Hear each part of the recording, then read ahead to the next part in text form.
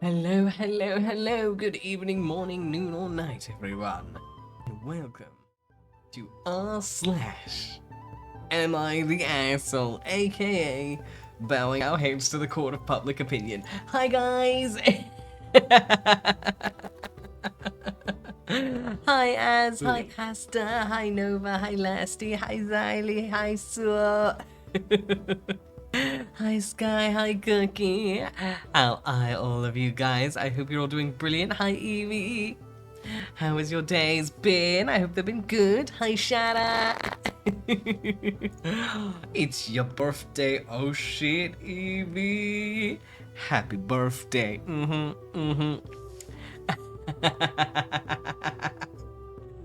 Oh my god. What, is the mic scuffing? Give me a quick moment, because, yeah, it's definitely OBS. Alright, let's see if that did any difference. Hopefully it did. Look, from all of my time in IT, I learned one thing. Turn it on and off again, and that should hopefully fix the problem. But yes, welcome! I asked her. Well, yes, so the plan for tonight is we're going to have a nice, comfortable time reading hot goss straight from the source. Go with Red Bitch's BF because it was the first one you mentioned. Thumbs up. I saw with the catos. Exactly, Sue. You know your way around technology. Oh my god. But yes, I hope all your days were brilliant. I hope you're all doing wonderfully. Happy birthday, of course. And ow. Why would you throw something at me, Cole? Whatever did I do to deserve such cruel torment? Very sad face. Oh my god, oh my god. In that case, sweet dreams, dear Cole. I hope your rest is bountiful. And don't forget, in my heart, you will always be the anal Rizmeister. Oh my god. But yes. So without further ado, let us commence the first tale. Oh my god, OBS is clearly being shitty.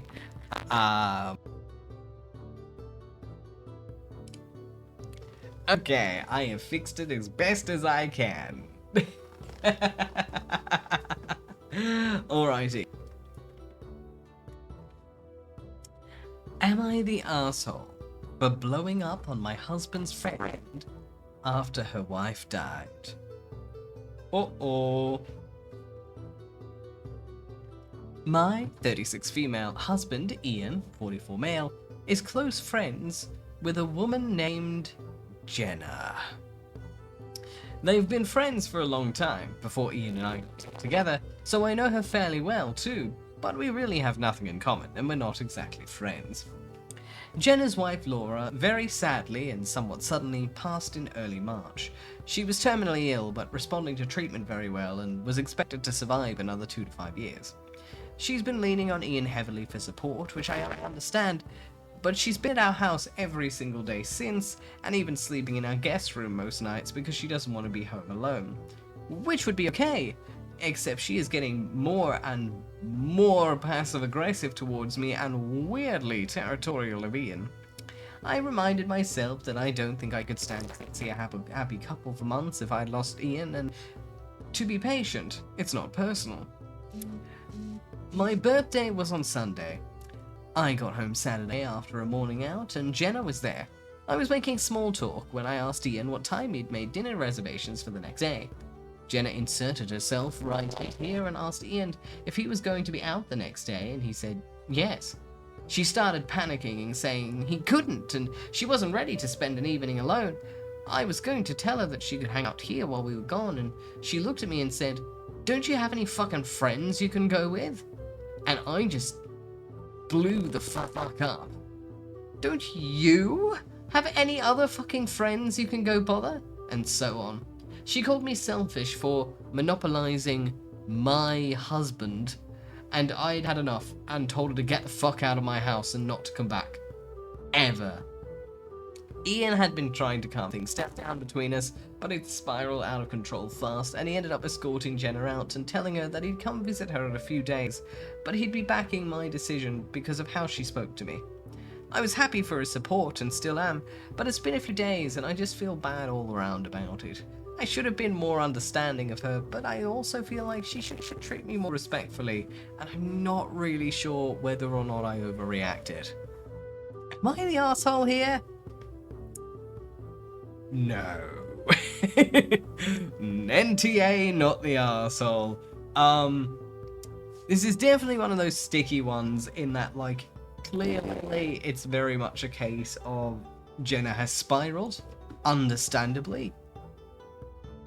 But that does not give her the excuse to literally monopolize the husband of the person living there and basically turning into a twat. Like, it's that whole case of, like, regardless of reasoning behind it, you know, grief should always be respected and people all grieve in their own individual ways. But it doesn't change the fact that if you turn into an absolute cockwaffle when you're grieving, people are well within your rights to call you out on it, regardless of circumstance. Because there's no excuse for being a cockwaffle, especially to the people who are housing and feeding you. And it sounds like not entirely of their own violation.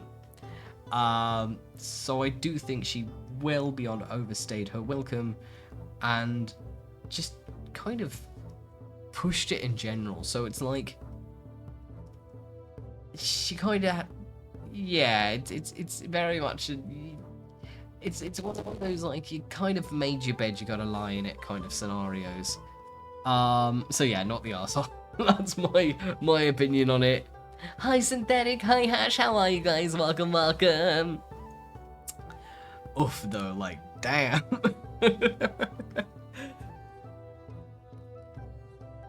Hello Asta, what are you doing? There you go, have a pet, have a pet. There you go, there you go. Exactly, Aya, exactly. It's a bit like, you're staying here because the couple cares about you as a friend, not because you are suddenly replacing wife like a pod person. That's not how it works. Yeah. Still, nevertheless, I do hope things work out. Hi, Mr. Blueberry Cheesecake. Welcome, welcome to r/AmItheAsshole. The tea is hot today. Alrighty. So with that being said, let us move on to the next tale. Am I the arsehole for telling my husband that if he pays me my hourly rate, I will do more housework? Ha ha! I'm sorry, that title alone is boss. That's just a boss behavior title, but I need the goss, but I'm already on poster side. Just saying, I'm reading this with a bias. That is boss behavior.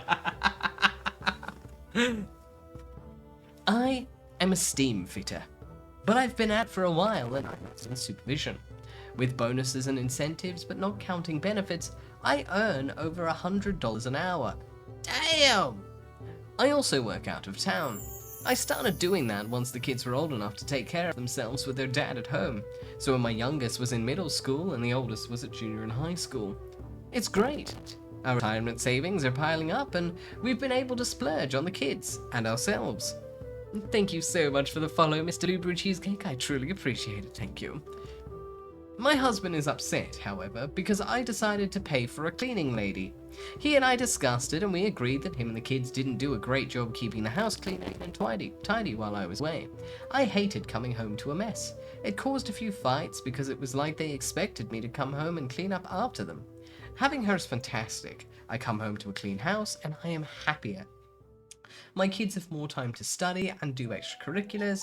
They still have chores and they're still expected to clean up after themselves, however. My husband came to me last time I was home and said we should cut back on the service when I'm home, that I should be doing more housework. He thinks that we're wasting money. I said that I work 14 days in a row and that those are 13-hour days. Yes, it is mostly paperwork, but his job as a teacher isn't much more physically challenging. I said that I could offer him 2 options. If he wanted, we could completely get rid of the service and him and the kids can make sure the house was in good shape when I got home. Or he could pay me my hourly rate to do extra housework when I am on my days off. He's upset with me and says that I'm being financially manipulative. I think he and the kids actually did what they're supposed to do when I'm away. I think that if he and the kids did actually what they were supposed to do when I was away, this never would have been an issue. Am I the arsehole? No. No, I don't. I'd say not. I'd say not.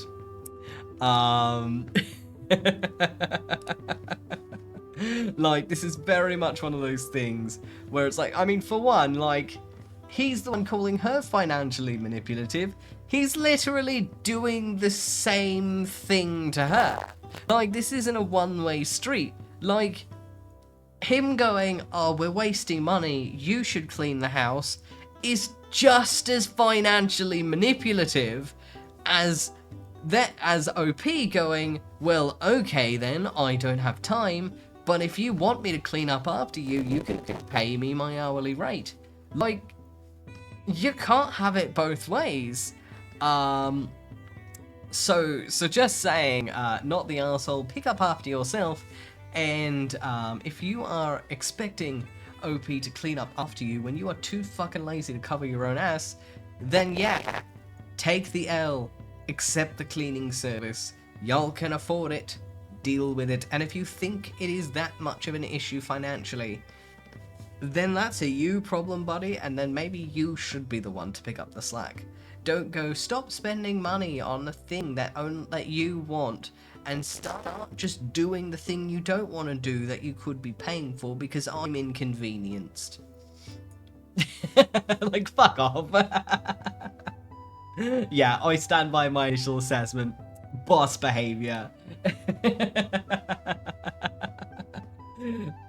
Oh my god.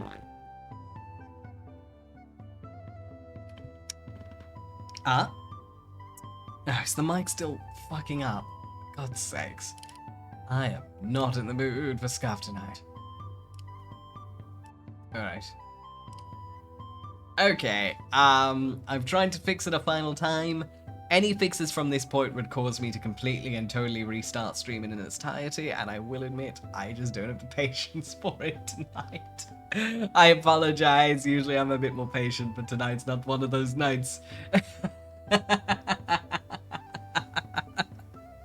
So, that is my last attempt to fixing it. Unfortunately, if it isn't fixed after that, I do not know what else to do that doesn't require a full restart. And it is too Monday for that behavior.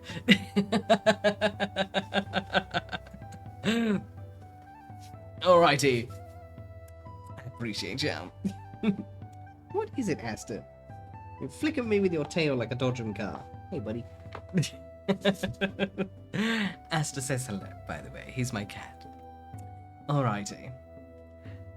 Am I the arsehole for ignoring a crying baby with its mother present in a restaurant and continuing to enjoy my dessert? No? Isn't that just what everyone does? What? I will admit, like, I need context there, but, like, isn't that just normal? Like, isn't that just normal if you go out to eat at a restaurant and, like, someone's got a crying baby in the background, you would just ignore it and enjoy your food as much as you can? Because what are you gonna do? Beat up a baby? I don't know. What? I need context for that. I need to know how the fuck this became a story worthy of Ita. Alright. A few days back, I was out to dinner with 2 friends. Anne is currently pregnant, 17 weeks. Kim is married for 3 years and currently desperately trying to get pregnant. Because Anne is pregnant, Kim cannot stand the idea of not being pregnant yet, and that is all she can think or talk about. Though it doesn't interest me much, as someone who doesn't plan on ever having children, I happen to have developed a good tolerance for pregnancy/child-related topics because all my friends are either pregnant or parents. During dinner, they spoke only about pregnancies and childbirth, where I was hoping to catch up on other topics. I couldn't get them to talk about anything else, despite politely and subtly trying to change the topic several times. But as I understand that these topics interest them more right now, I very politely contributed to the conversation where I could. Otherwise, I let them talk as they pleased. A baby started crying in the vicinity, and kept crying for a while, even though the mother tried to calm it down. It didn't seem to hurt in any way. It seemed to just be a normal cry for a baby. I noticed it started crying because it was loud, and then didn't notice it anymore. I know it was crying because that's what my friends kept talking about, but I'll be honest, I just tuned it out and went back to savoring my dessert. The crying was like background noise to me. But then my friends noticed how I'm enjoying my dessert and not contributing to their conversation about how sad they feel for the baby and how it's making their heart ache. As in, they were having some sort of physical reaction to the baby crying. I tell them I don't hear the baby cry anymore. They asked me if I had a hearing issue, so I explained how it was like background noise to me after the first 10 seconds. Both of them looked at me in horror and pity. Kim told me that it is good that I don't plan on having children because I'm heartless and that my baby would be unlucky to be my baby. Anne said that she pities me, that I'll never know the feeling that they both had. I laughed at their comments because I thought that Kim wasn't very serious about her comment, and Anne is going through a few hormonal changes with her pregnancy and deserves some leniency regarding what she says to me. But they both got mad at me. According to them, it wasn't something to laugh about. Neither of these comments bothered me at first, but after I posted about it yesterday, I received a lot of comments telling me that they're not good friends. I argued in their favor because of the difficult situations.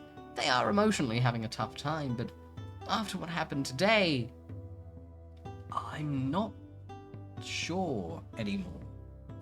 Tim texted me today saying that I need to start showing a little more concern towards crying children. If I am to spend time with her future children. When I asked her if my heart should ache every time a strange child cried, just because I have a uterus, she called me an asshole.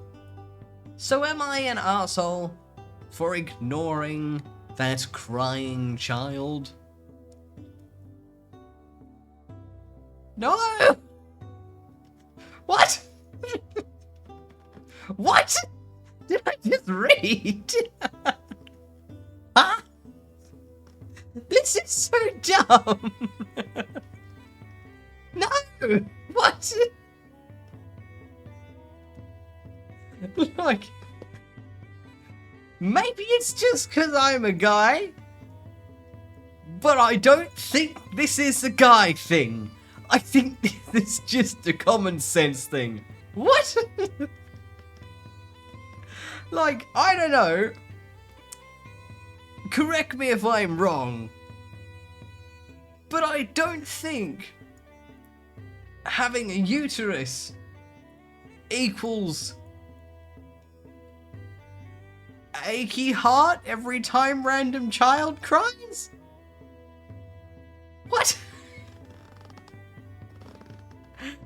I mean, what? I just can't compute. Fuck, that's some mental gymnastics. Jesus Christ.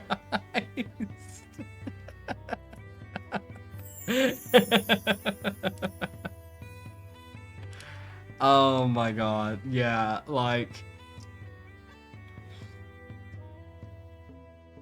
Yeah, I don't get it. I don't get it. Oh my, yeah. This is some fuck logic. Honestly, at least from my side of the fence, it is perfectly normal to tune out, you know, the crying, screaming children of others in public spaces if they have absolutely nothing to do with you. That's not heartless. That's polite. Because let's be honest, most of us, if we actually let ourselves react to the screaming, crying children 2 seats away, we wouldn't turn around.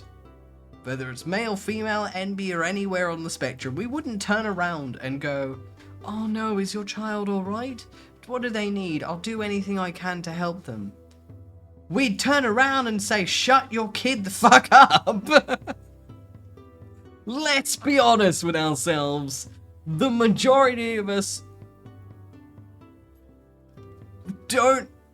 aren't on the baby side, let's put it that way, when one starts screaming in a public area. Like, sad but true.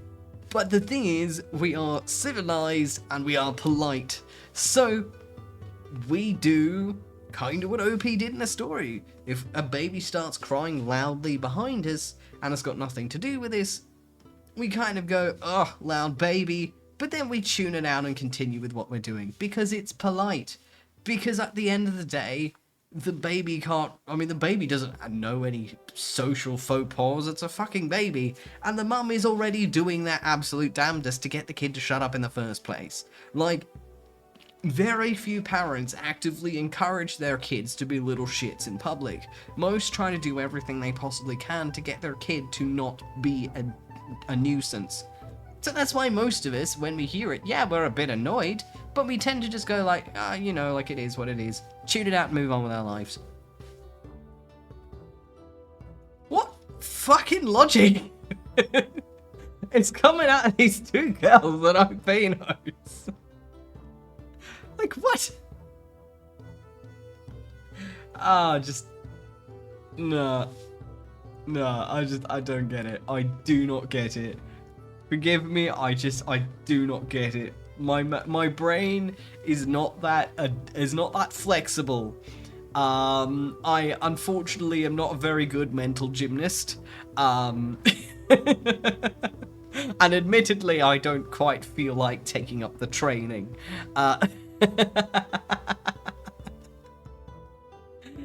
Yeah. Exactly.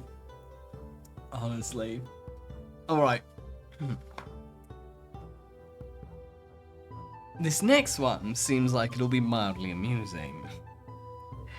Am I the asshole for rejecting the worst name ever for our offspring? I've heard American naming conventions. End of sentence. So, my husband, 38 male, and I, 36 female, are expecting our first child, a bouncing baby girl, in a few months. We were both over the moon when we found out the gender, but now things have gotten complicated, to say the least. See, when we first started talking about names, the boy name was immediately decided. Stuart Jr., after my husband. I'm sorry, I will admit, I personally find it cringe when you name your kids after yourself. Personally, it gives me the ick, but go off. No problem there, it's a classic name and carries family meaning. But for a girl, things got murky. My husband suggested Stuarta. No, you're not having a stroke. Apparently his logic is that since Stuart ends in a T, we can just add an A to make it feminine. I tried explaining why that doesn't work, how it sounds more like a furniture brand than a human name, how she'd be endlessly correcting people and explaining its origin. He's adamant though, says it honors him. while giving our daughter a unique name. Why does your narcissistic ass need to be honoured in the first place, Stuart? I've suggested alternatives. Feminine names that maybe share a similar sound or meaning to Stuart. Names he's mentioned liking in the past. Even just going back to the drawing board entirely. But he's fixed on Stuarta. Now, I love my husband dearly, and I understand wanting to honour family. But I can't imagine subjecting our daughter to a lifetime of awkward stares and endless questions about her unusual name. I also worry about potential bullying and the impact it could have on her self-esteem. So Reddit, am I the jerk for refusing to budge on Stuarta? Is there any compromise I haven't considered?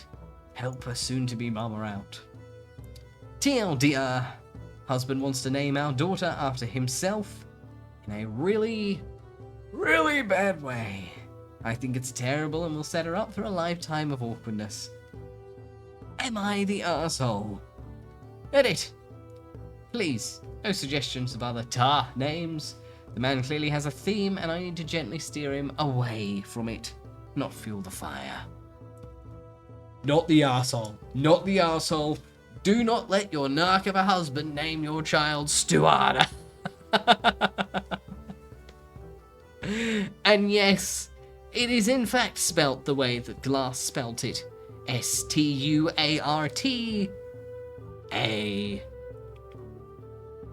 Stuarta.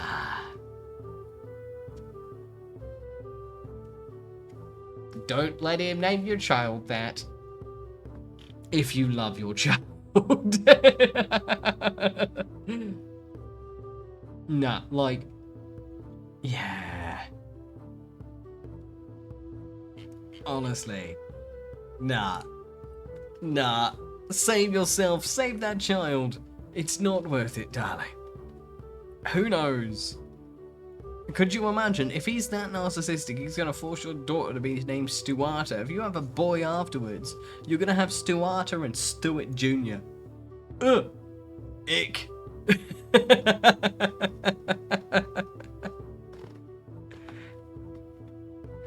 Yes, so yeah, be bullied to tears.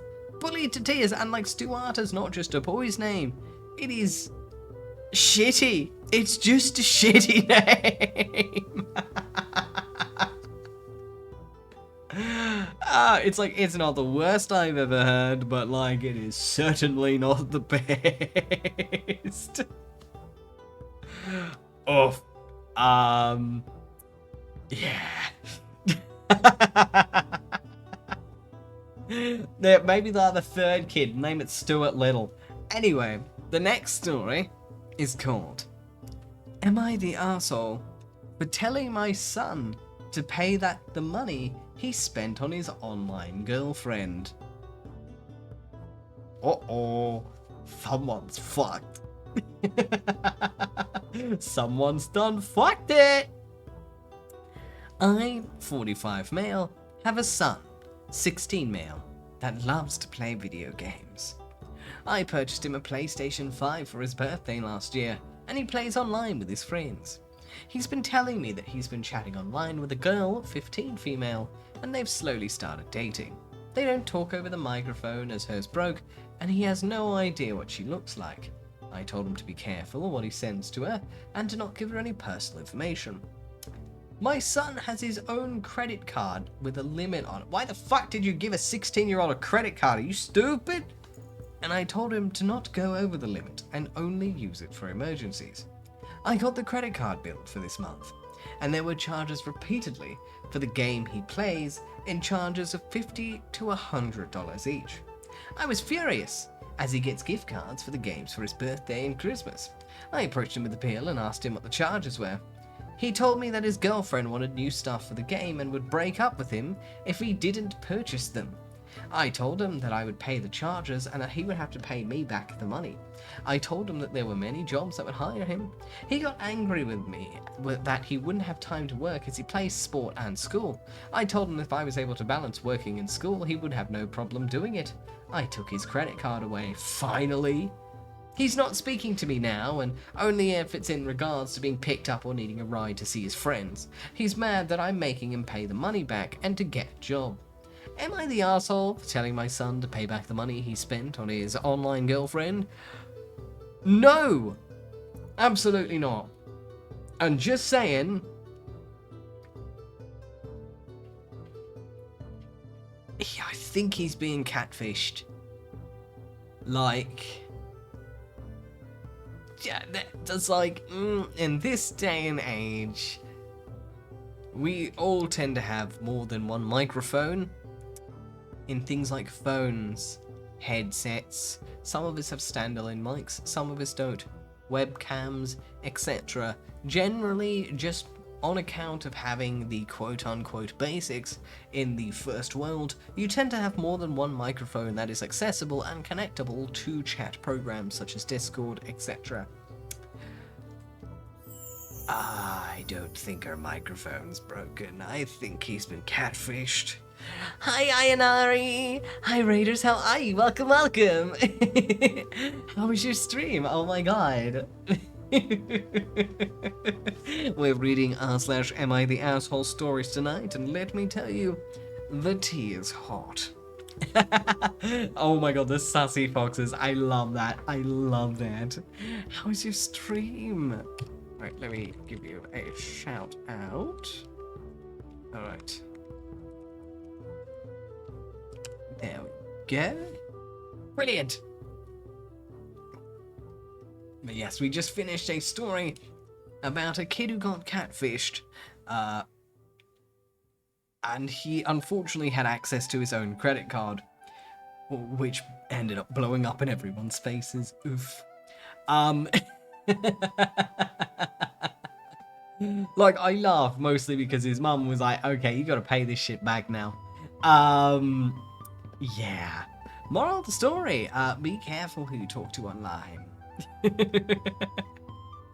Hello, and by the way, of course, Raiders, if you are tired, same with you. If you were tired, you need a rest, it's late for you, or you just got better stuff to do, regardless, please take care of yourself, wind down, get some rest, have your showers, your naps, whatever you need to do.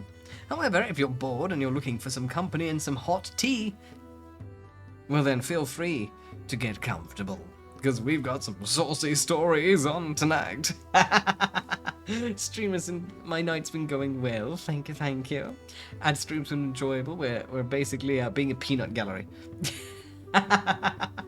Because let's be honest, reading r/AmItheAsshole stories is just being a peanut gallery. Alrighty. This next story is called, Am I the Asshole for Not Returning Money That My Ex-Husband Sent to Me by Mistake? Contentious title, but some Redditors like to do that to be special. Let's do this. A few days ago, my ex-husband mistakenly transferred two payments of $8,700 and $9,275. That's a lot of fucking money! He did this around 7:40 AM in the morning, and I didn't notice because I had just worked a double night shift and was getting ready for bed, so my phone was charging on the nightstand. At the same time, my 4 children were at my parents', so I planned to sleep away half the day. I guess he realized his mistake around 8:30, and by then I was dead asleep. I woke up around 4 PM to at least 100 missed calls and maybe 150 texts, begging me to send him back the money. My initial thoughts were to send it back, but then I remembered. He owes me $12,000 and hasn't paid me back since I lended it to him 4 years ago. And he's had a million excuses why he can't pay me back, and yet I always see him living it up. So I kept the amount he owed me and returned only $5,975 and told him I deducted his debt. Since then, I've had him call me every book in the name, every name in the book, because this was apparently money he was saving to buy his girlfriend an engagement ring, the engagement venue, etc. So according to him, he had to tell her. This then led to it ruining the surprise engagement he planned for the next weekend. His girlfriend's been bad-mouthing me and has caused a bit of a shitstorm with me having to shut down my social media, and even his parents, of whom I had a cordial relationship, have been impacted by it. I discussed the situation with a friend and colleague, and it was overheard by another colleague, and he has called what I did a dickhead move, and I guess he shared it with a couple of other people, and now I'm not sure what to do. I'm not sure anymore whether I was being an arsehole or not. Is this an arsehole move? Edit. The money was loaned to him after our divorce. We'd been divorced for 7 years, and I loaned him the money 4 years ago after he'd lost his job and fell behind on bills and his rent. This has nothing to do with child support payments, of which he's also behind on, and that's being handled by the family court/child support company. There are texts of him asking for a loan, and it included a repayment plan and time that he never stuck to. So there's a legal trail if he ever decided to involve the law, but I seriously doubt he would, because it would cost way more to sue me, and I think I would have won in court since I only deducted his debt to me. Yes, he is the father of our 4 kids. I also didn't deduct the overdue child support payments because that is being handled by the courts, and I don't want to muddy the water and get myself in trouble. The child support company is aware of his arrears, and if I'm not mistaken, he will need to start paying soon or they're going to start garnering his wages. Edit 2. Yes, I could have sued him for the debt, but it would have cost me way more to hire a lawyer. Suing someone isn't cheap, lawyers cost real money, and a lawsuit takes real time. And edit 3. When I say, quote unquote, then I remembered he owed me money, you have to understand I'd just woken up after having worked a double shift as a nurse, and I was still kind of exhausted when I woke up. I could barely remember my own name, let alone anything else, so my initial instinct was to just return the money. But I quickly came to my senses. This is a tricky one.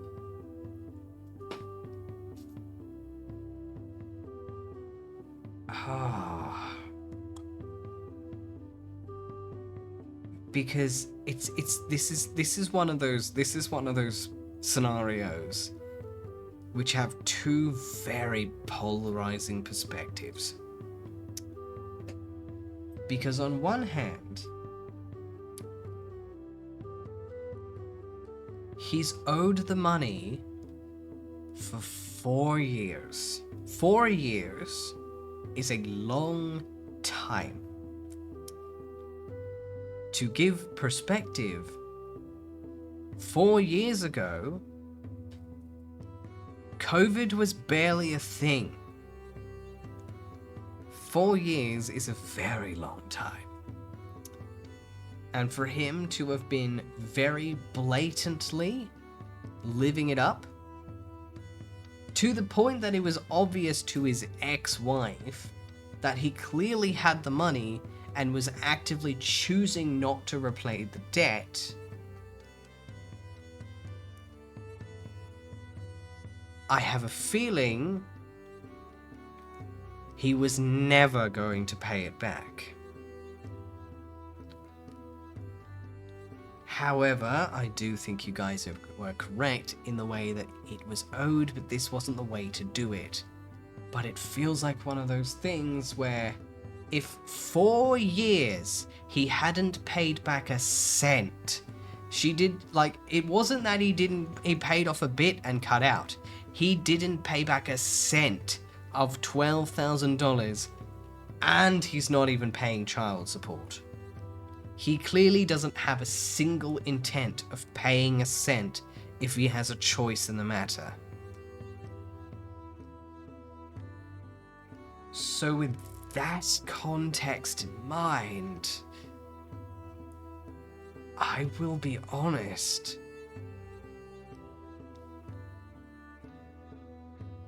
I see where she's coming from.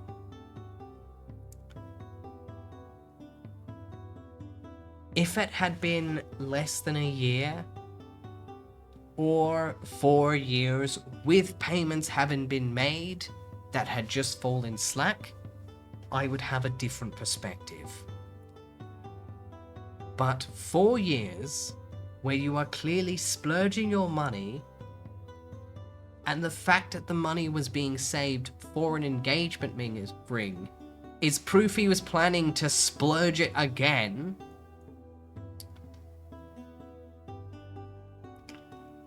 I do think that even though the way she moved was underhanded, she was within her right to keep the money.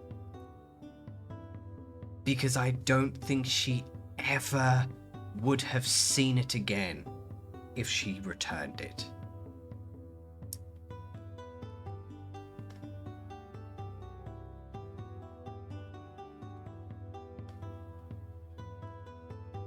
And that's what makes this a tricky one.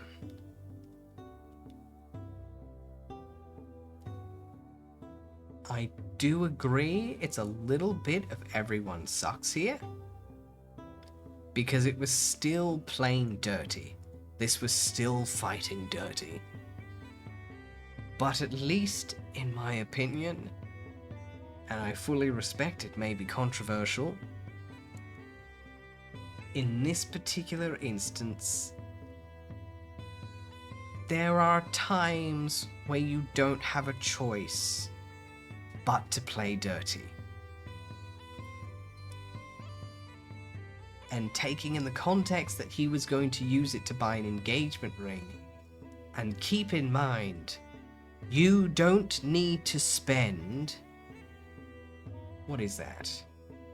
$19,000 on an engagement ring. That's financially irresponsible, especially if you're $12,000 in debt.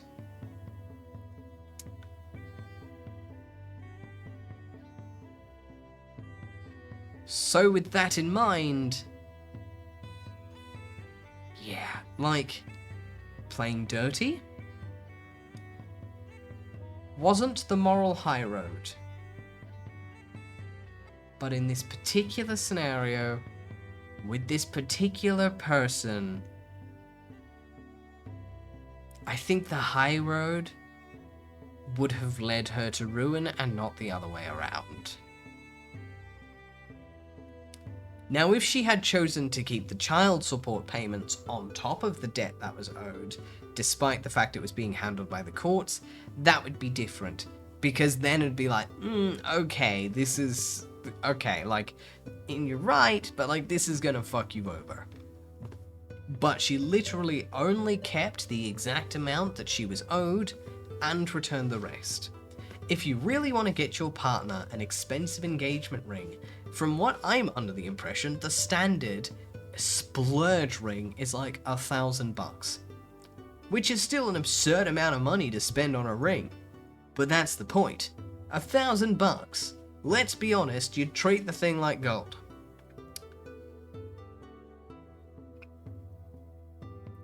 If you are in $12,000 in debt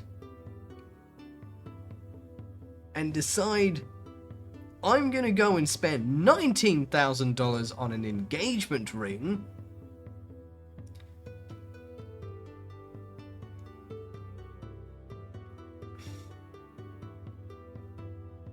you reap what you sow. Like, I don't have any empathy for this guy, because he clearly had complete 100% intention on fucking OP over, period. And it's just, yeah, like, and of course, if you're irresponsible enough to spend that much over twice, ultimately, it was a dick move.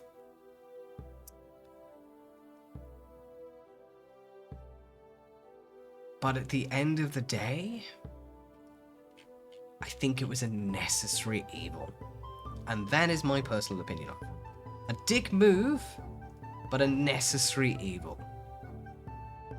Yeah, Luca, yeah. Sorry, I stand corrected. But that's still a lot of money for a ring in a venue for a proposal. This isn't a reception for a wedding. This isn't a wedding. This isn't a bachelorette party. This isn't a rehearsal dinner. This is an engagement. If you're spending that much on an engagement, I will be blunt, you shouldn't be in debt. Otherwise, you are spending your money badly. Thank you so much for the follow, dear Luca Elflund. I really appreciate it. Thank you. And officially welcome. Yeah, like, ultimately, if you have the disposable income and you are not fucking over people to do it, go ham. It's disposable income. That's the point. Do whatever the fuck you want with it. But if you are in a serious debt with someone who fucked themselves over to help you out, and your reaction is to just keep fucking them over so that you can have expensive shit, you're a piece of garbage. Like, if you think money equals happiness in that respect, oh, you got another thing coming. But yeah, dick move, necessary evil. Everyone does suck here, I do agree on that. But I will admit, if I was in her exact situation, I may very well have done the same thing.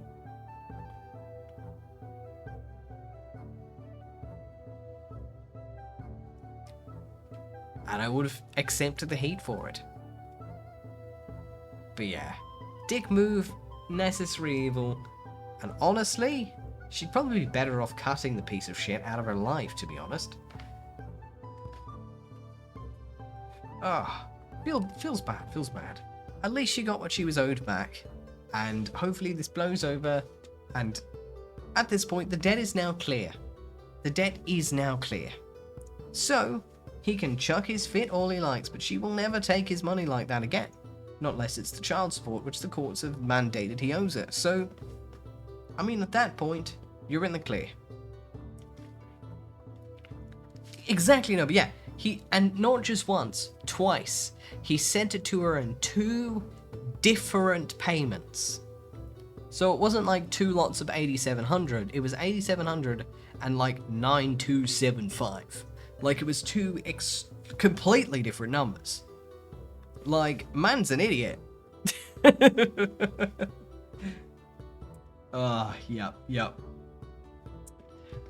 Gotta love, like, the morally grey ones. They really make you think.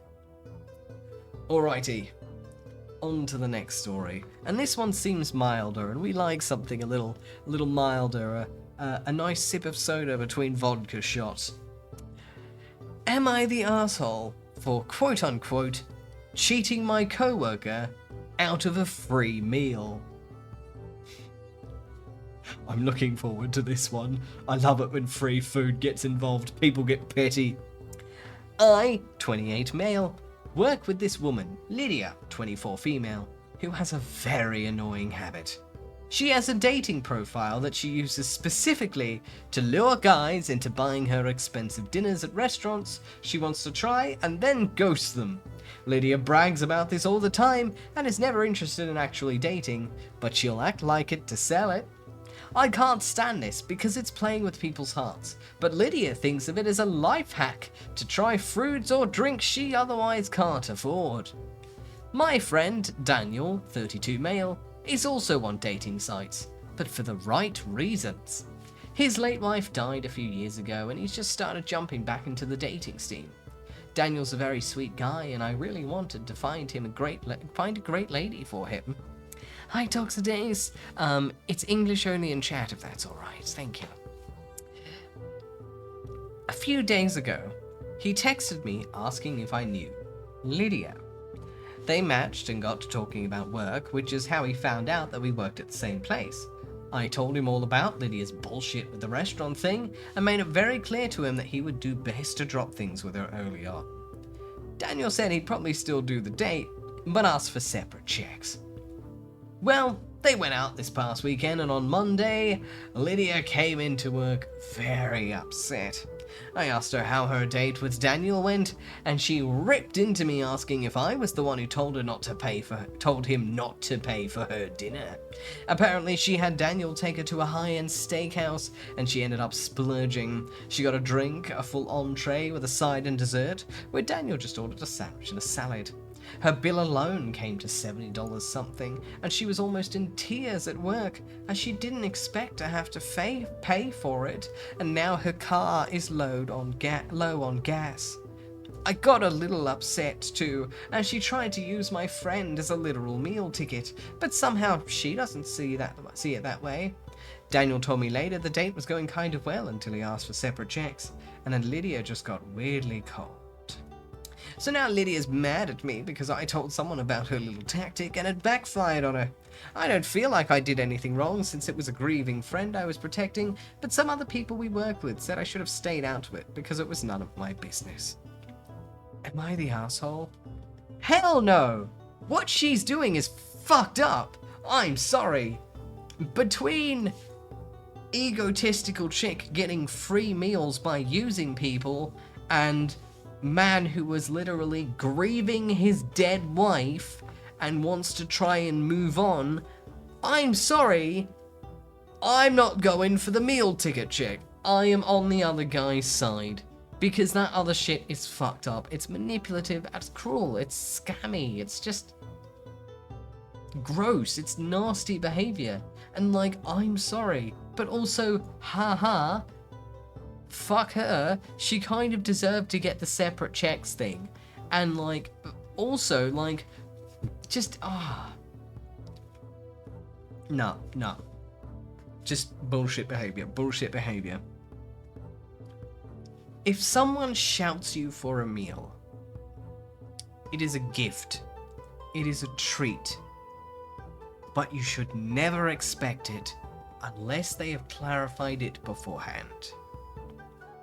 If you are going on a date with someone and it has not been discussed how the meal will be divided, assume you are paying for yourself. Because 7 times out of 10, you are. And the other 3 times out of 10, you or the other person will feel like carrying the check.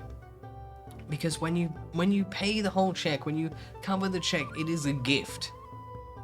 I have had friends in the past where we kind of had a almost unspoken agreement that we would kind of swap who covered the check.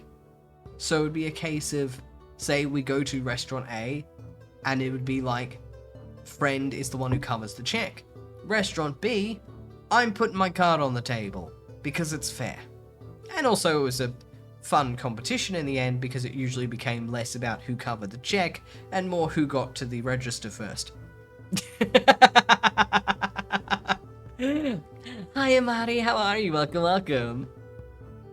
Oh my god, everyone's the asshole. Hi, how you doing? But yeah, absolutely not the arsehole. This lady is a nightmare and she should be banned off Tinder. Oh, those poor people though, getting scammed out of nibbles. Honestly, it is, Nova. It makes it competitive and enjoyable. Alright, on to the next tale. Yay! Finally freedom from busy work! Get comfortable, get your sip, get your blankie, or whatever you need to get comfy. It's tea time, baby! I mean, let's be honest, Nova, the funniest part is sniping it. It's funniest when you're sniping it. So essentially, like, yeah, you could both go racy to the register, hee hee. No, it's funnier when you snipe it. You go to your friend, or your partner, or your date, doesn't matter, and they're like, oh, I'm just gonna head to the bathroom, it's the end of the night. And you're like, okay, alright, yep, I'll hold the table. The minute they enter the bathroom, snipe the check. And they come back, oh yeah, let's go. Oh, are we gonna pay for the check? I already paid. Fuck you. Nah, I gotta be faster, bitch. There have literally been times that like one of us was like, it's like, okay, I'm paying. Alright, cool. And then we get to the counter and they make the mistake. of fumbling to get their wallet out of their bag. Boop, you get your phone out. Bam, you've paid. Sniped you, bitch. Fuck you. That's friendship right there.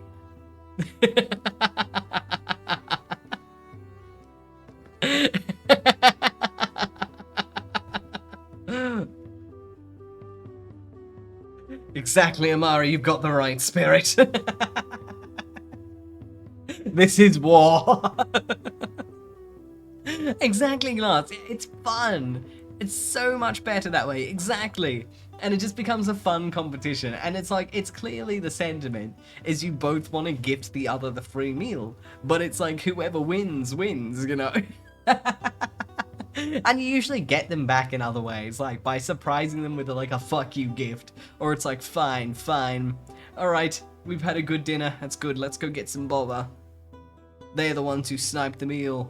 So you're like, oh, I'll put in the order. I'll put in the order. Poof, pay the card. How much do I owe you? And you look them dead in the eye and go, nothing.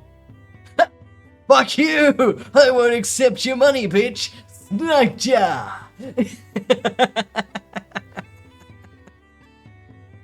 Revenge is a dish best served surprise style.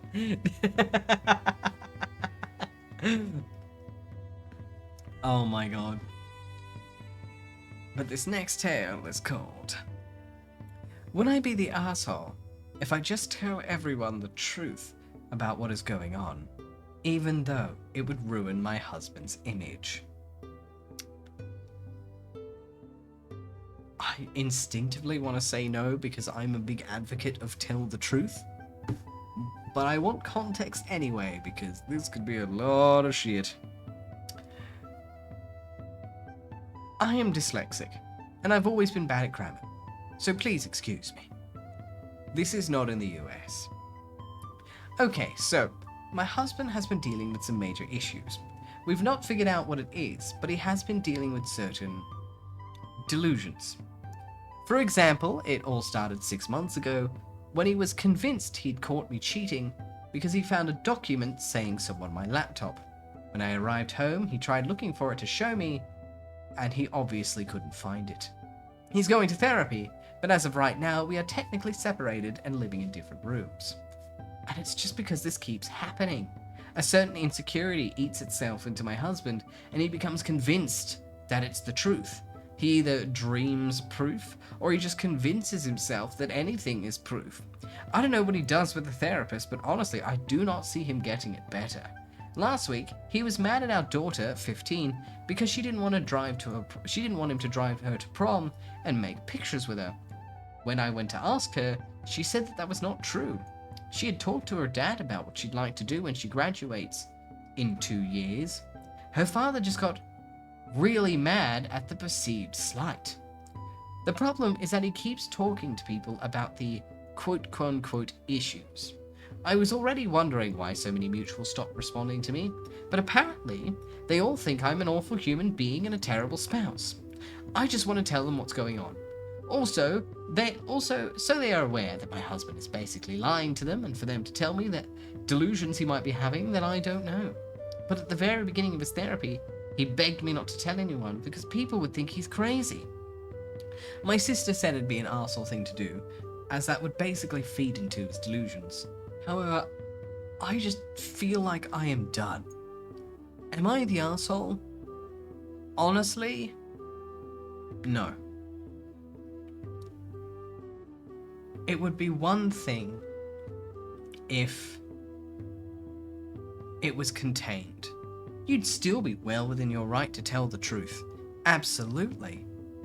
But it would be more polarizing to do so. But he is going around and telling everyone these heinous lies about all of you and essentially pulling some narcissistic shit, isolating you from everyone you know. Delusions or not, do not let this through. This is a big red flag. And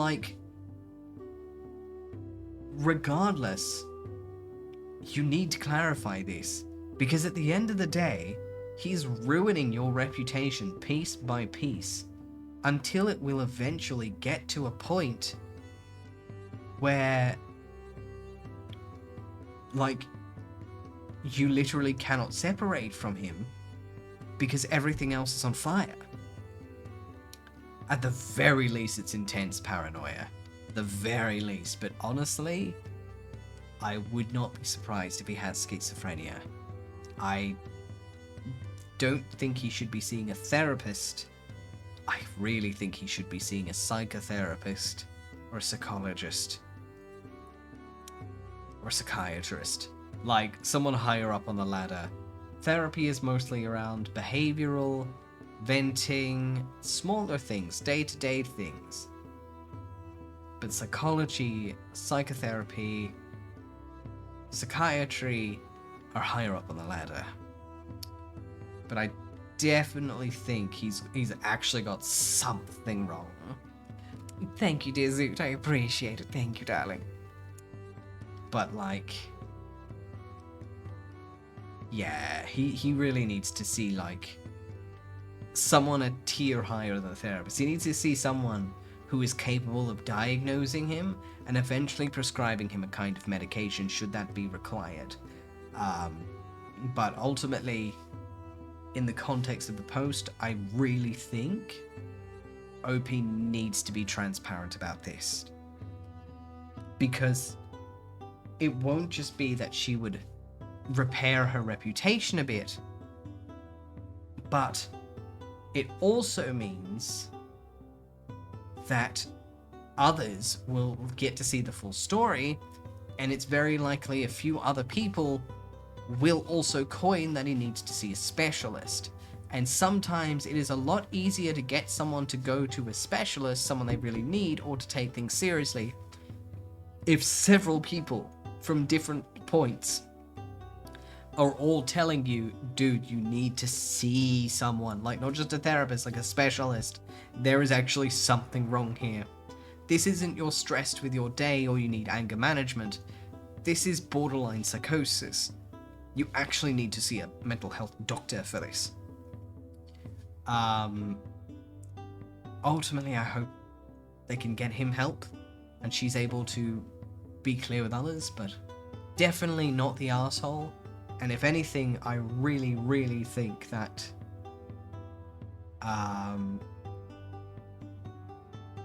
she really needs to be transparent about this, because regardless of intent, this is still like you're gaslighting, isolation. Like, this is not good. Like, being transparent is the best thing she can possibly do. And I really hope that she is, so she doesn't get too isolated. So that's a terrible thing to happen to anyone, really.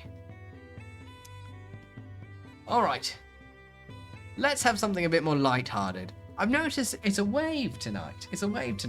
We've got heavy thing, small potatoes. Heavy thing, small potatoes. Heavy thing, baby go where, small potatoes. And now, am I the arsehole for telling my boyfriend to stop eating so much? This is such a stupid fight, but honestly, Reddit, do your thing. So some backstory. During my 28 male undergrad years, my parents paid for grocery bills because they are really, rightfully so, believe that good food is important to a student's health. I know, my parents are awesome. They never set a monthly limit to how much I could spend, but I was really frugal and never went over a $200 limit that I had imposed on myself. Now I'm back in grad school for my masters, and my parents are covering again. I know I'm an adult with a few years of work under my belt now, but not having to worry about groceries lets me chip at rent and loans and other bills without losing sleep. I'm back on my extremely frugal way of eating and meal planning because I'm still not going to take advantage of my parents' generosity. My 27 male boyfriend, however, basically inhales all my food every time he's over, like eating all my snacks and literally every frozen meal, all the meat. One night he even ate the other half of a cheese that I had already bit into, etc. So he's basically wolfing down my dinner and my lunch. It's forced me to open up my own wallet to accommodate him, because I'm not going to send my parents a suddenly huge grocery bill, and he's seriously messing up my finances. I plan basically down to the dollar. We got into arguments, and his side is basically that my parents are going to cover anyway, so I need to stop spending my own money and not worry so much. And when I go over to his house, I eat his food too. But I don't eat as much as he does. My arguments are, just because my parents are covering doesn't mean he can eat anything he wants. He legit eats my whole fridge. I am not even joking. The only thing he leaves are the vegetables. And he could eat less. When we go out, he often has leftovers, but why does he eat everything over at my place? I've banned him from cooking and using the raw ingredients in my place, and I'm only giving him my small stash of snacks when he comes over. And after the third time, he's not talking to me. Honestly, this is such a stupid fight. But if I am the arsehole, then I will apologize. Edit. Wow, this blew up. Spent my morning thinking this over, lol. But here's some updates. First of all, I am a guy. Jesus, I've gotten at least 5 DMs from sleazy dudes telling me they'll treat me better and calling me weird pet names. I had one guy say, "Hey baby girl," which just made me laugh. And all of their profiles are gross and misogynistic. Being a woman sounds exhausted. Shout out to the ladies, you guys are strong as fuck. But yeah, I am a gay dude. Some people are worried about the $200 a month. That was 10 years ago when I was in undergrad. Sorry for the confusion. It's closer to $300 or $400 now. And some months when I get my school student food bank, I only go there if they have too much, because I know there's people that actually need it. And it's like 0 to 100. So I guess it's like $250 to $350 average. But yeah, I'm doing alright. I didn't mention this, but I did cover part of my parents' mortgage when I was working after my bachelor's. Some people made comments about me leeching off my parents. I am right now, but I did help them too. My parents are angels, and they know my friends' birthdays and always tell me to take them out during those months, so they're okay with paying for my boyfriend. But I'm not. Even during my undergrad, when I dated another guy I thought I wanted to one day marry, I never used their money on him. I don't use their money on anyone but myself. Does that make me selfish? Maybe. But honestly, I don't really care. Lots of people are telling me to dump him. And honestly, the spark wasn't there anymore for a while, because we've been fighting over this and some other stuff for months, and a lot of people are telling me that this is a respect issue more than a stupid fight like I thought. I'm gonna think about how to approach this, since he's just ignoring me now, lol. But yeah, I think letting this relationship go might actually be the right move. I think I knew already that I knew, but sometimes it's hard, even if you know it's the right thing to do, you know? Anyway, not gonna check this again anymore because it's a throwaway. Thanks, Reddit.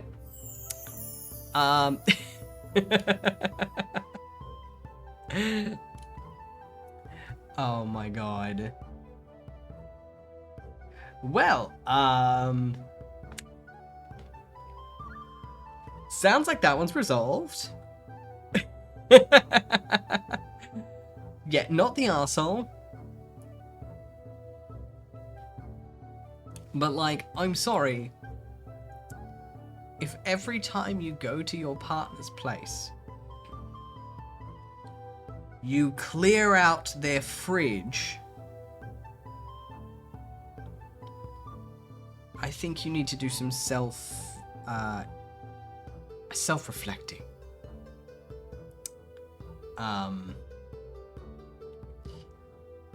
Yeah.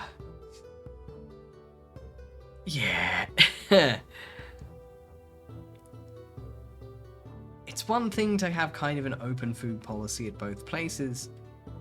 However, if you notice that your partner only has snacky nibbles at your place, and you force him to go to the local grocery store every time you go to his place, you're a dick.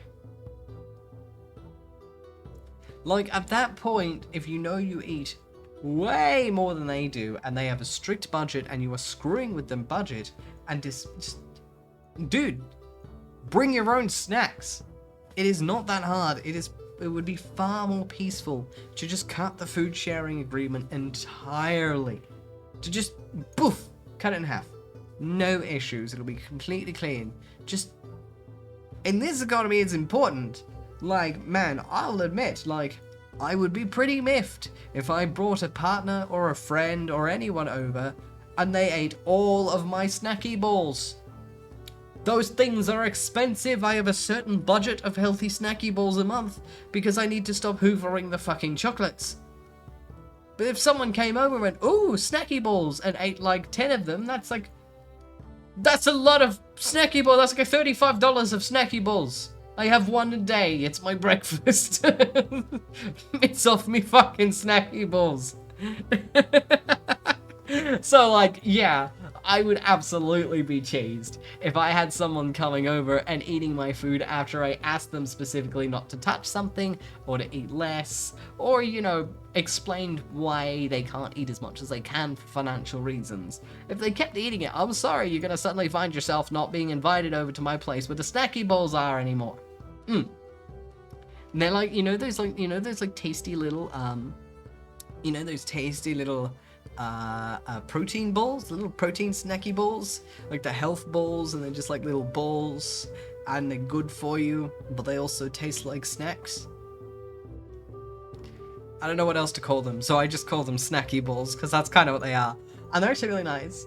And also they're the only snacks that I found that don't make my tummy sad.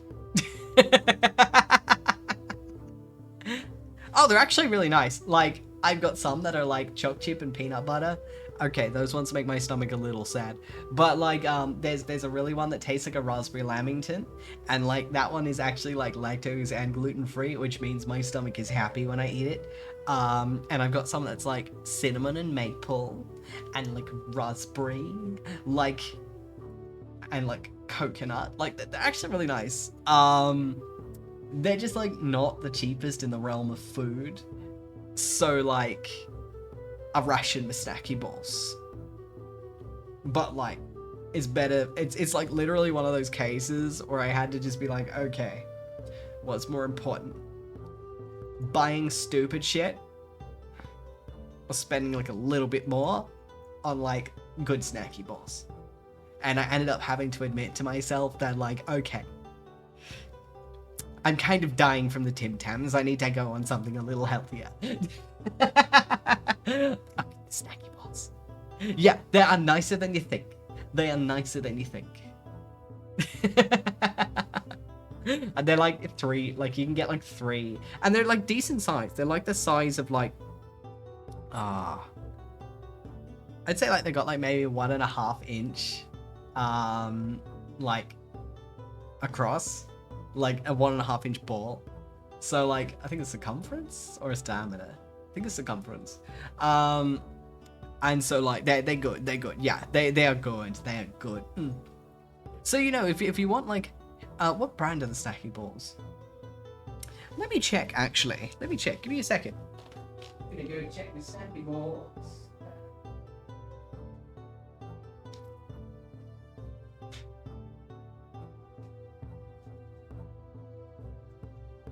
And I'm also going to go conveniently get one, because talking about snacky balls makes me want a snacky ball. It's Health Lab. Yeah, so it's called Health Lab, and they're like, I think it's like $7-8 or so for like 3 of them in Coles. And they're raspberry lamington, and they're actually really nice. Oh, seedless grapes. That's actually pretty good. Alright, that's the sound of snacky ball. Health Lab, yep. Yeah. And they're like little chucky coconut thingies. They're really nice. I really like them. Oh my god. Alrighty. Alright, I'm gonna have a bite of my snacky ball. Ow. Yeah, basically just tastes like a raspberry lamington. It's really nice.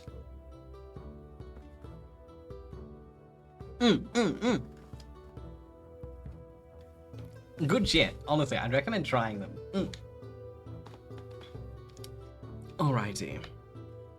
Hell yeah, no, but yeah, I think you'd like them, honestly. If you like Lamingtons, you'll definitely like the I think they're called like Aussie Lamington or something, because, you know, that's just such an Aussie thing. We're obsessed with Lamos. Get you some Lamo balls. I know, right? Lamingtons are the best. Oh, it's like I don't eat them too often because they murder me, but damn, they good. Alrighty. On to the next tale. Am I the asshole for refusing to take care of my children? I, 26 female, gave birth to my second child 2 days ago. It was a beautiful home birth, so I was never discharged from the hospital. With my first and this pregnancy, I made it clear to my husband that I wanted to follow the 5-5-5 rule. He seemed to drag his feet, but because he wanted kids more than I did, he agreed. Now, let me make this clear. I still love my kids very dearly, and I wouldn't not have them now. I just didn't want to go through pregnancy. First 5 days, quote unquote, in bed. Nothing but skin to skin with my daughter, breastfeeding and resting. Next 5 days, quote unquote, on bed. Sitting up, still breastfeeding, cuddling with baby, doing homework with my son, crossword puzzles, etc. Next 5 after that, around bed.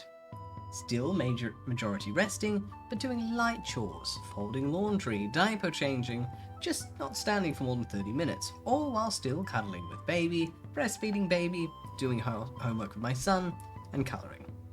This baby is very colicky, and my husband is the one to have to get out of bed, walk around with her, sit in the rocking chair, do diapers, take her and our son on walks to get some sunshine, etc, etc. Our son, 5, started acting out at home due to the stress of the new baby and lack of sleep. We've offered him going to my parents next door, and he seemed interested. We've prepared a month's worth of freezer meals, so for dinner all he has to do is throw the disposable tin in the oven and walk away for a few hours. We have more than enough disposable dishwasher. We have a dog he needs to feed and take out on walks with the kids. Today he came into me crying, saying it was all too much and he couldn't do this by himself. I reminded him that he agreed to it and I have to go back to work shortly after the 5-5-5 is up. So I need to be as rested and healed as possible so I can perform better tasks at work when they work, then come home and perform tasks as well. He begged me to help out with our son, who will not sit still, and help with light cleaning, wiping countertops, gathering clutter into a pile, etc. I again said no, I am entitled to rest and I will help around the house in 8 days. Am I the asshole?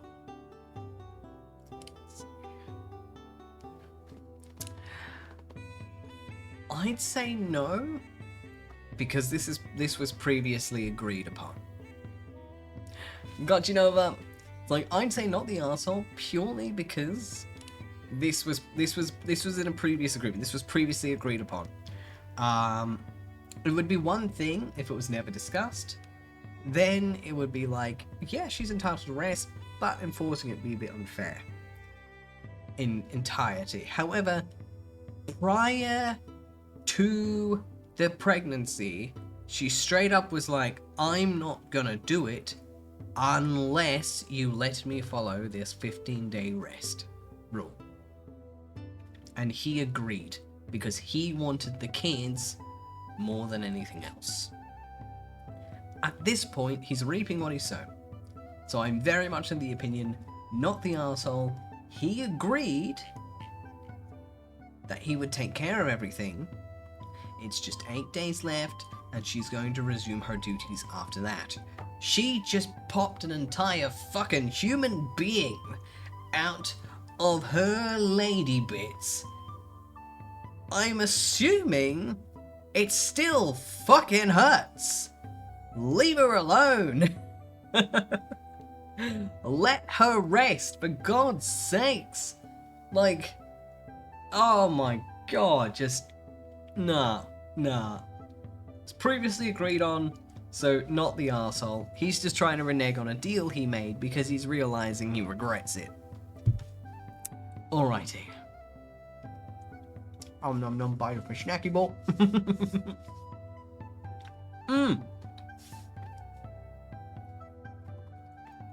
Honestly, there are some men out there who are fucking useless outside of procreation. And a lot of the time, it's just because they're not really taught.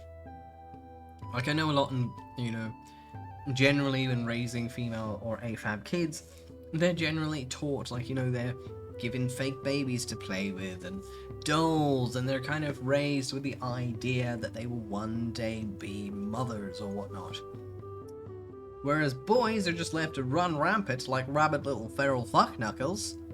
They aren't taught shit, and they're shunned if they show any interest in these maternal or paternal instincts.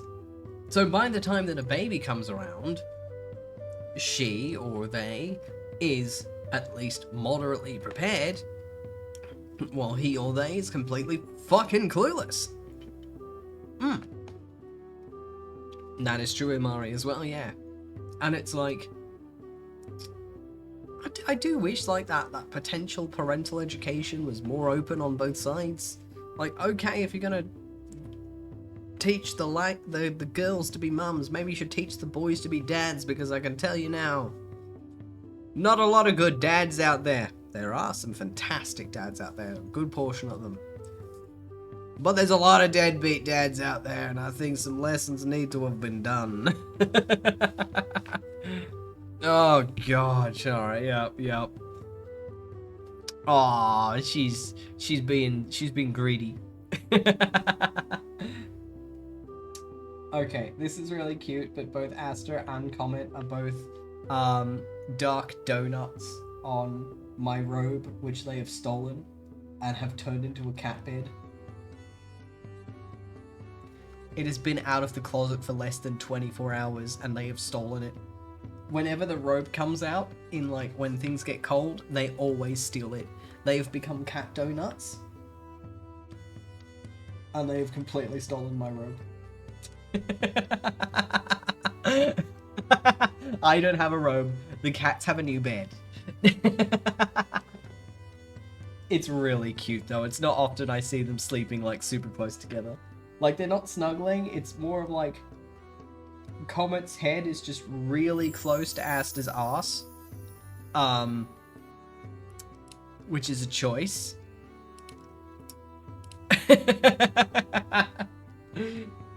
She is a brave cat. But no, it's very cute. And because it's a dark blue robe, they are like blending into it. So like all you can see is like the white of Comet's leg and like Aster's collar. I know. Something tells me if that happens, it's gonna be a different scenario. Oh my god. Alrighty, so on to this next one. Am I the asshole for sleeping in on my girlfriend's birthday? I, male 25, have been dating my girlfriend, female 22, for about 2 months, and she got extremely upset with me after sleeping in on her birthday. We agreed to have her birthday at my house, inviting all her young college friends that I don't really trust yet, and even having her DJ friends come, despite noise concerns. I agreed to it because I wanted her party to be special, and she had no other option. I spent 9 hours straight cleaning my house from top to bottom in preparation, and even made edibles for the party. Last week I had to fly out for 5 days on a business trip. They ended up scheduling it on top of her birthday after I agreed to host it. I fought to rework the entire project schedule and got multiple other people to change plans just so I could be back in time for the day of her birthday, and then the party the very next day. This trip turned out to be one of the most mentally taxing projects of my career. Both flights in and out were red eyes, and the work required me to do everything late at night, as in as late as 6 AM. On a few nights. I worked 62 hours and got an average of 4 hours sleep per night in a 5-day span. One night, I only got 1 hour of sleep before working 12 hours. I stayed in sketchy hotels, got an eye infection, and even ran into my bipolar ex that had emotionally traumatized me. Needless to say, I was drained mentally and physically. I took the day off after I got back so we could hang out on her actual birthday. She spent the entire week with her mum, shopping and hanging out. We never agreed on a specific time or even planned what we were doing. So I woke up early to a work call to fix one last thing from the project, said good morning to my girlfriend, and we talked about getting coffee at some point, and then my body just couldn't physically stay awake anymore, and I ended up falling asleep for 3 more hours. Finally, I get up, get her some flowers, head to her place to take her for her favourite lunch, see a movie she wanted, and get her favourite cake. When I got there, she was extremely upset and crying really hard because I slept too long. When I tried to explain, she dismissed my sleep deprivation because she doesn't get a good sleep in general, and said, "Welcome to my life." She didn't thank me for the flowers, lunch, movie, or cake. I felt like I've been giving it 110% to everyone and everything, and yet I'm still getting yelled at. It brought back feelings of never being good enough and walking on eggshells that my traumatizing ex gave me. She even told me later that negative reinforcement works better. Am I the asshole? Hi IDK 2729, thank you for the follow, the hello, and the hydrate. Welcome, welcome. Alright, of course I will take that sip.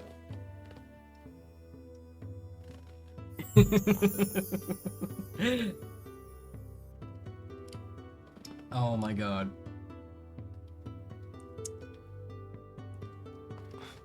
Yeah, negative reinforcement works back. Fuck off. Honestly, red flag. Red flag. Like, she failed to specify a time. They both failed to specify a time. Which means if you don't set a time to meet up, you don't get to be mad when the time isn't what you wanted, because you didn't set it. It seems like he met up with her probably around 11 to 12 and took her out for the rest of the day. You are within right to be at least a little upset. Going like, oh, I thought that, you know, you'd spend the whole day with me, and so I was kind of waiting around all day and I didn't really hear anything from you. But the difference is, he did say good morning. He did say good morning and then like passed out again. And then he hosted her birthday. He got her flowers. He took her to lunch. He took her to the movie. He got her some cake. And she ignored all of that to manipulate him. Hi Shan, happy birthday. It's Shan's birthday. Hit them with the birth dogs. Happy birth to you. You're now a boomer. Send with all the affection. Happy birth to you.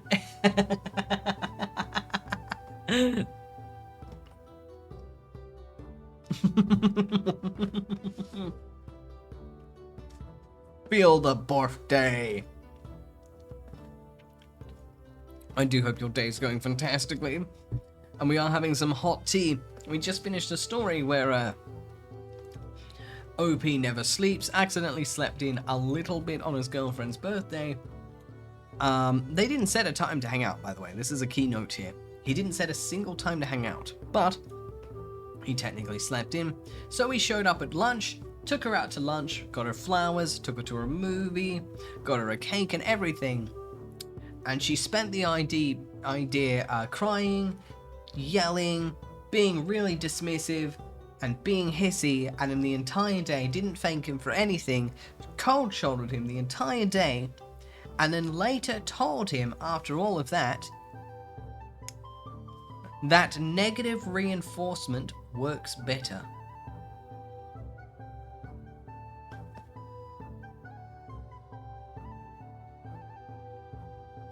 Let her go, dude. Not worth it. Let her go. Oh, that is a red flag. That is a red flag. Like, I kind of want to be like that red flag guy in the videos that Ghost sends me sometimes. The red flag, red flag. Like, nuh-uh. Just like, oh, hell no. Like, yeah, literally the top comment is, this is a very obvious case of break up ASAP. You do not need this in your life. If she's like this after 2 months, she will make your life a nightmare. Oh yeah, that was another bit of context. They've been dating for 2 months. That was a 2-month-in girlfriend. Not a 2-year in. Not a multiple, 2 months. 2 months in and she's setting off a red flag that big? Run. Run. Throw some D4 caltrops and fucking run. Not worth it. That is someone who needs to go to therapy before they date anyone. Oh. The guy running with the red flag, yes. Oh my god. No, D4, they're caltrops. D20 hurts a little bit when you step on it. D4, weapon. You step on a D4, you remember. What did you roll? I don't fucking know. I can't feel my toes. Good night, dear Nova. Sweet dreams. Oh, oof, sure. Ooh. Oh, the resin ones are bad enough. Oh, metal ones. Oh, that would be sharp. That would be not fun.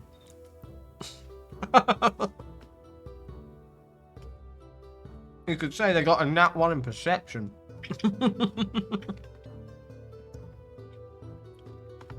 Hi Tika, hi Ace, hi Samurai. Alright. On to the next tale. Am I the asshole for describing my mum's second marriage and her younger kids as her do-over family? Woohoo! That's a sick burn. I, 17 female, lost my dad when I was 5. My parents were married, but I remember my dad being more present in my early memories than my mum, and when my dad died, I know my mum wasn't there for me. She left me to raise myself, or she roped me in some extended family to take care of me, usually grandparents. But she wouldn't always do that, and I was sort of forced to become independent and more mature in some ways to raise myself. Like I had to make sure I ate, did homework, got to school on time, all without my mum helping me. The most she'd do was make some food, but she wouldn't even tell me she had. I usually had to search the fridge to find it. My grandparents were the only ones who celebrated my birthdays with me, and they were the ones who typically went to my school for parent conferences. My mum doesn't know me. She couldn't tell you what classes I take in high school, what my favorite food or calories, who my friends and my best friends are. Nothing. 5 years ago, she met her husband Sam, and pretty quickly, like before they were living together, my mum got pregnant. So Sam moved in, and my mum married him. Her first was born 4 years ago, and her son followed along 2 years later. And right away, I see the difference in how my mum is with them. She knows them, she loves them, she dedicates time to them, she advocates them. All the things I do not remember her ever doing for me. She eats with them and plays with them, and she takes her daughter to preschool every day and takes her for a treat after. It sucks to see. I didn't get a good mom, but I see she had it in her to be a good mom and chose not to be instead. Sam isn't as good as my dad was though, but he's still better than my mum ever was to me. Last week, my mum asked me to babysit for her and Sam, and I said no. My mum was shocked and asked me why I wouldn't babysit. I told her I had work and I had plans with friends. She told me she would have expected me to want time with the kids. I told her that I don't want time with her do-over family. She asked what that meant, and I said Sam and the kids are her do-over family. She's a better mum to her younger kids, and she and Sam have created their own perfect little family with them and their kids. But she was never that for me. I told her I have zero interest in helping her out with the do-over family, and I pointed out that it was the most she'd ever said to me in years, because she normally doesn't talk to me or include me in anything, and the only reason she was speaking to me is because she wanted something. She was all, how dare you say that about Sam and the kids, and she told me I had an awful attitude and she hopes the kids never pick up how I feel about them and their dad. She told me they deserve better than being described that way, and she told me I had some nerve to be jealous that her kids have a better family life. I laughed and told her she only cared about them, and that was clear. So then she called me a nasty little bitch. Am I the asshole? Absolutely not. In fact, this parent is neglectful, serious neglectful. Like, that's the big aboon. That's the big nutter word. That's the big A. Yeah, absolutely not. In fact, I sincerely hope when OP turns 18, they get the fuck out of there. I really hope OP gets the fuck out of there. Because unfortunately, since they're 17, they're still a minor, so there's nothing they can really do. But this mum sounds like an absolute cow of a woman. Just, how can you do that? Like, essentially leave your kid to potentially starve because you can't be fucked being a parent. But the second you get a redo, you're suddenly the best mum in the world. Eat shit. Yeah. Oh yeah. Yeah, honestly, horrid parent, not the arsehole. And I sincerely hope that one day, yeah, she lives with them unfortunately. I sincerely hope one day this mum turns around and tries to insert herself in OP's life, and OP tells her to fuck off. And then blocks her on everything. Because that would be what she deserves. Yeah, oh yeah. When Sean's calling someone that, oh, you fucked. Hi Kirita, how are you? Welcome.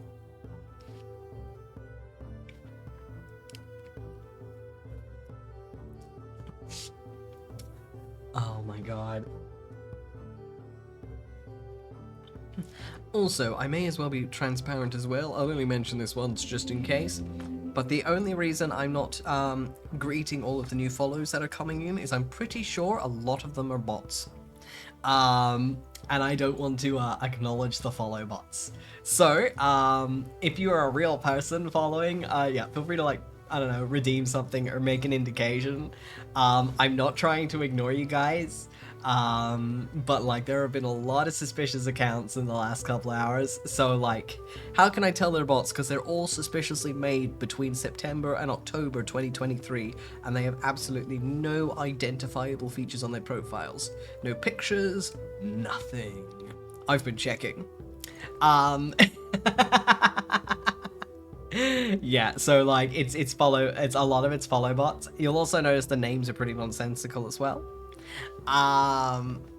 So yeah, so to anyone who has actually just followed for the first time tonight and is wondering why I didn't like greet you or anything like that, I'm not trying to ignore you.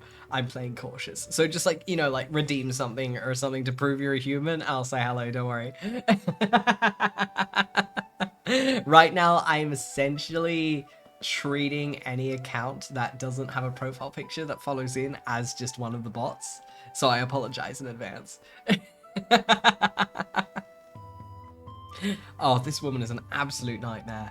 Fuck her with a rusty spoon in an orifice that it doesn't fit. I'll hydrate. Just for you, just this one time. Just this one time. Thank you for the love, Tika. I appreciate it. And thank you for the Bipper shot. It tastes good. Mwah, Happer. Alrighty. Am I the asshole for putting my wife on a strict allowance and making her ask me permission to buy expensive things? When we married, we decided not to fully combine our finances. We have a shared account in which I fund 3/4 and she funds 1/4.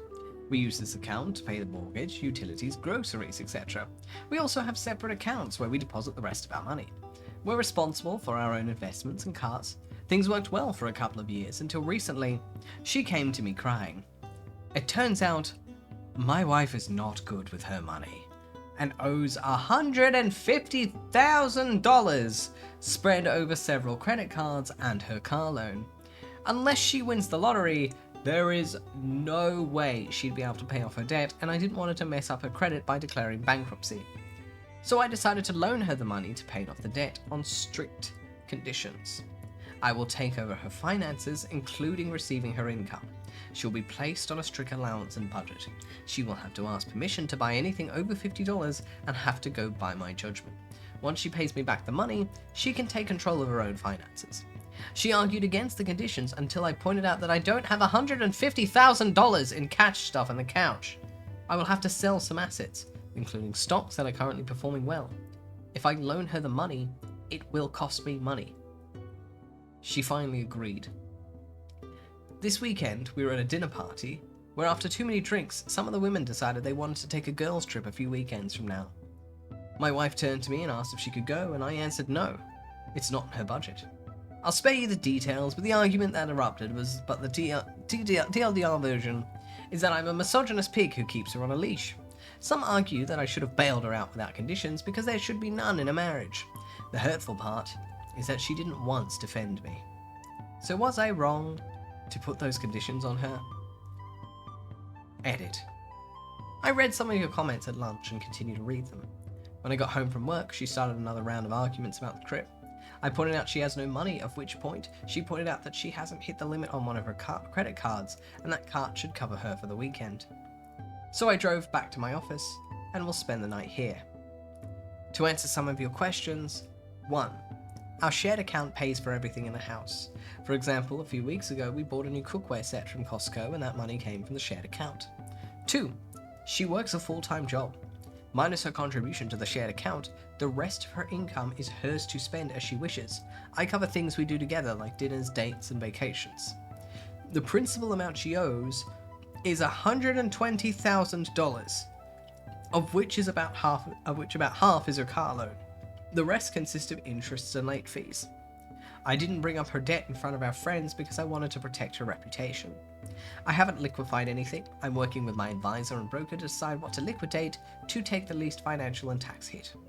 She doesn't gamble. I looked over her bills and it looks like she spent her money on dinners, drinks, and shopping with her friends. We've been married for less than 5 years and we do not have children. We talked about starting a family in a couple of years though.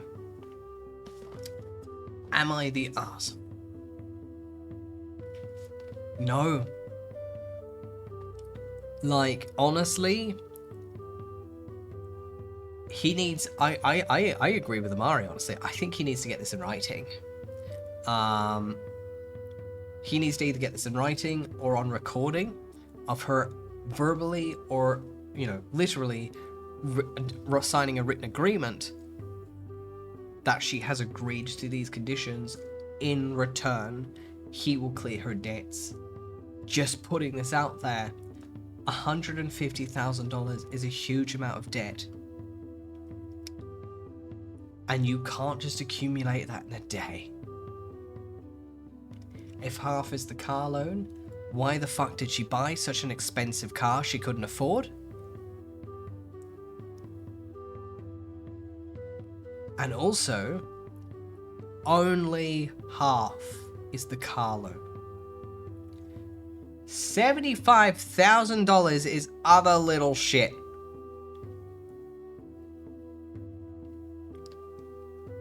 Essentially, she has been shooting herself in the foot to look wealthier than she really is to her friends and the people around her until she's got to the point where she is fucked. And she has turned to her husband for help, but that is not the kind of debt you can just clear because you're feeling nice. Like,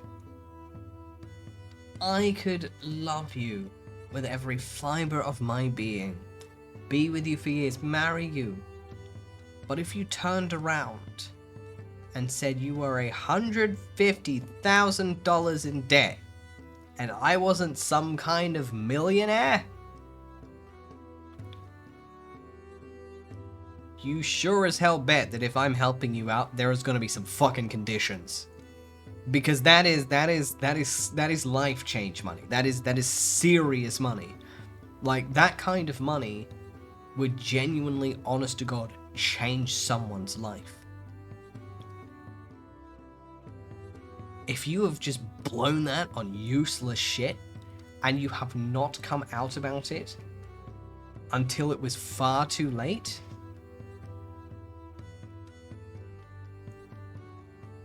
you gotta take the hand that's outstretched for you, because honestly, she's lucky that he didn't just tell her to go file for bankruptcy.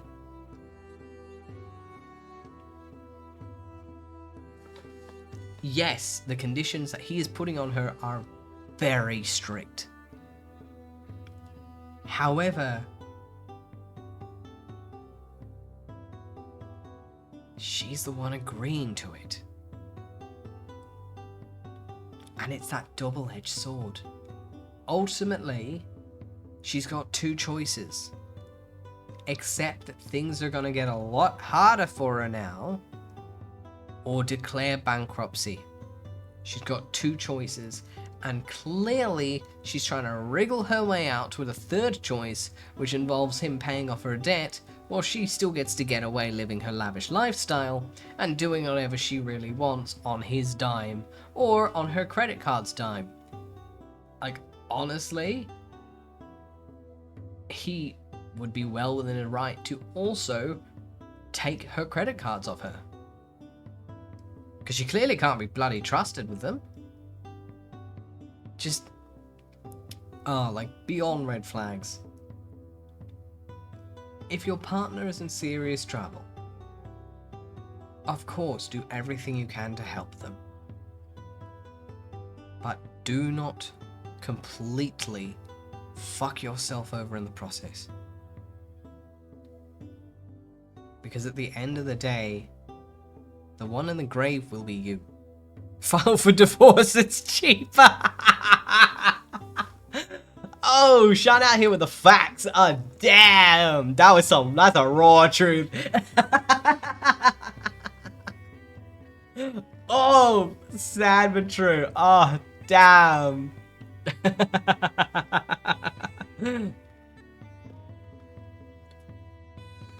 Yep.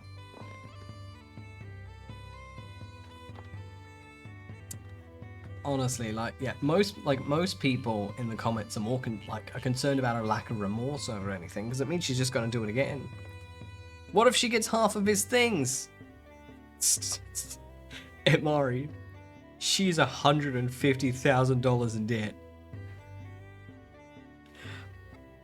I have a feeling still going to be cheaper.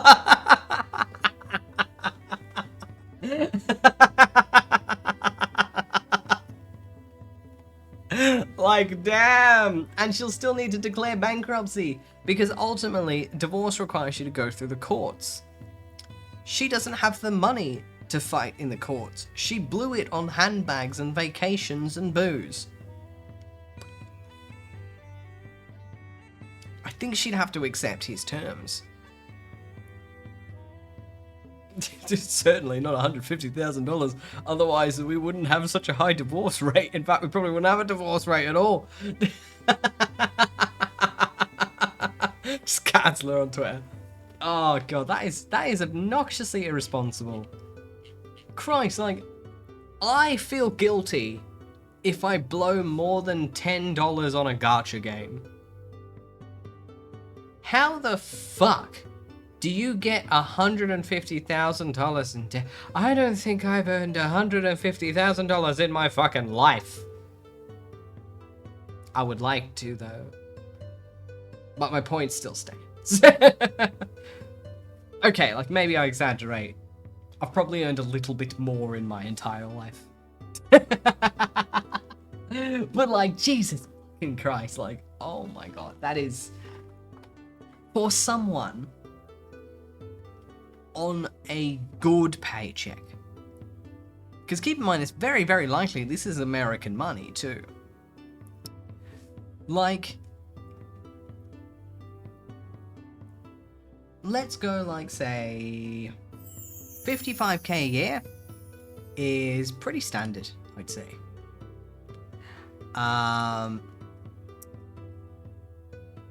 Let's use the example of 55k a year. Hi Iris, how are you? Welcome. 55k a year, that is low tier wage for a full-time worker.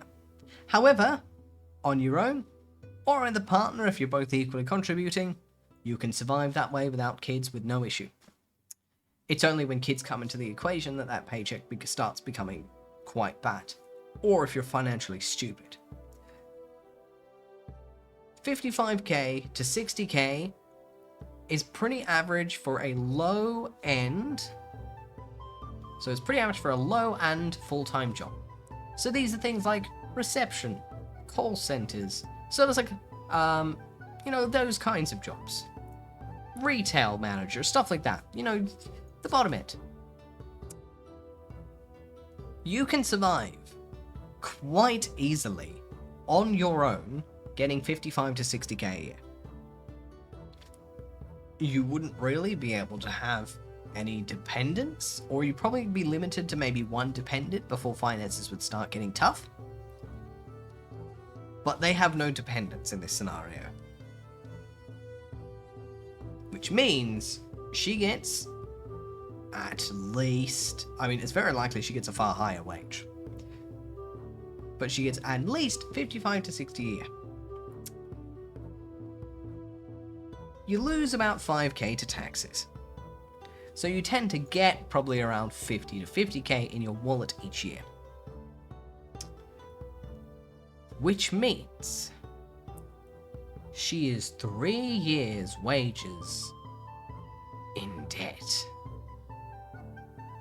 If you get 55 to 60 a year and you pocket about 50 to 55, it would take you 3 years to earn the amount of money that she has become in debt for.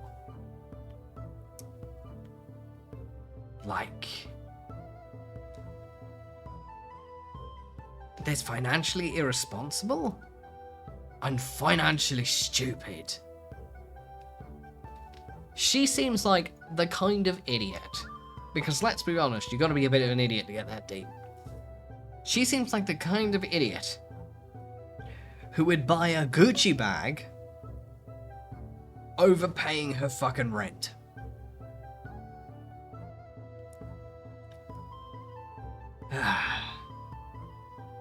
And I will admit, maybe it's my logical mind, or just having common sense. But in the realm of adulting,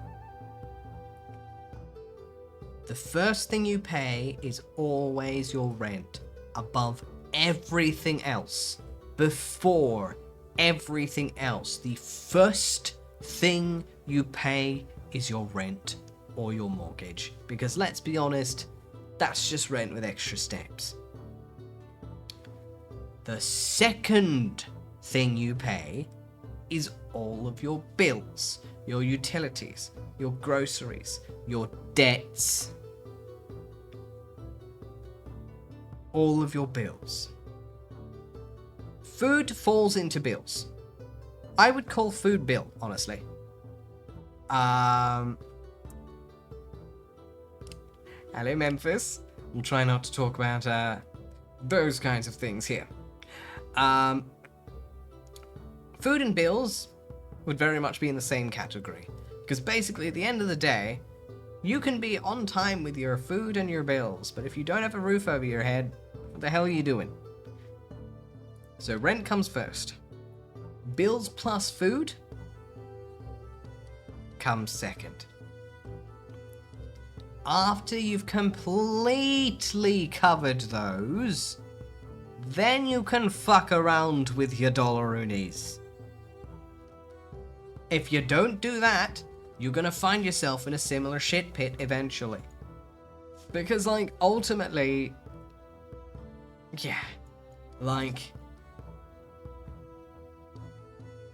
I've known some people who are quite financially irresponsible. I've known some VTubers, even, who are quite financially irresponsible.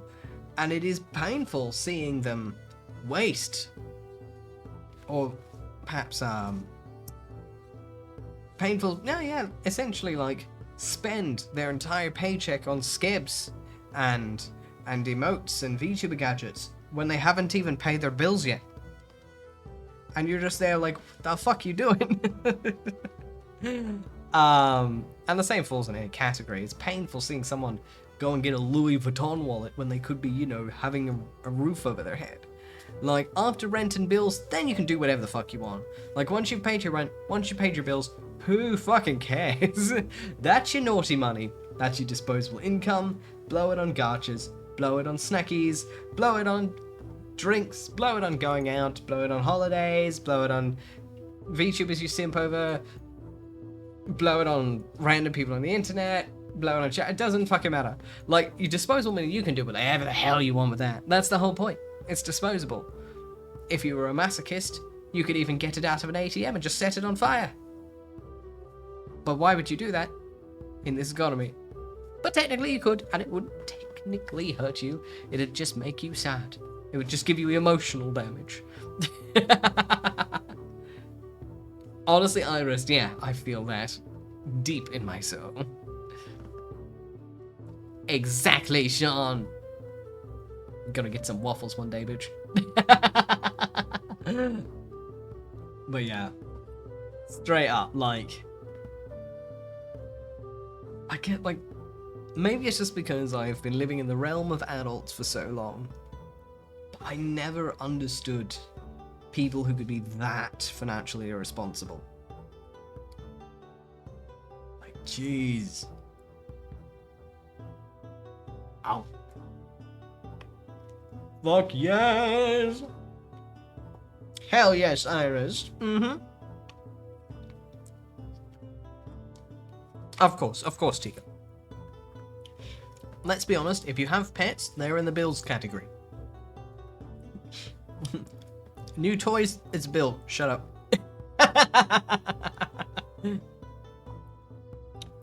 Ooh, good luck, Iris. If you're going to be moving out, you want to save enough for your rent 2 times over. And enough for a moving truck as well if you need one. Basically, take whatever, like, what your max rent is. So think of the number that your max rent is you're willing to pay. So, like, say you're willing to pay $160 a week in a share house, or $300 a week on your own place. Depending, think of your maximum, like the maximum rent you're comfortable with, times that number by 8, and then add $1,000.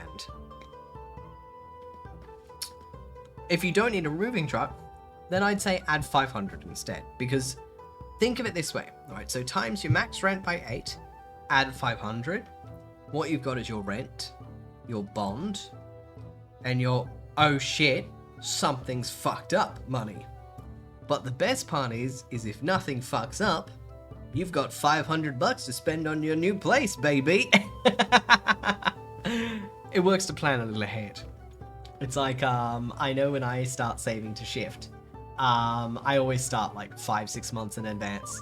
And I always make sure to put aside, I think, an extra, I try to put aside $1,500 over the span of 6 months, but like usually a K is when I'm like, all right, it's house hunting time, because that's moving truck and oh shit, something's got wrong money.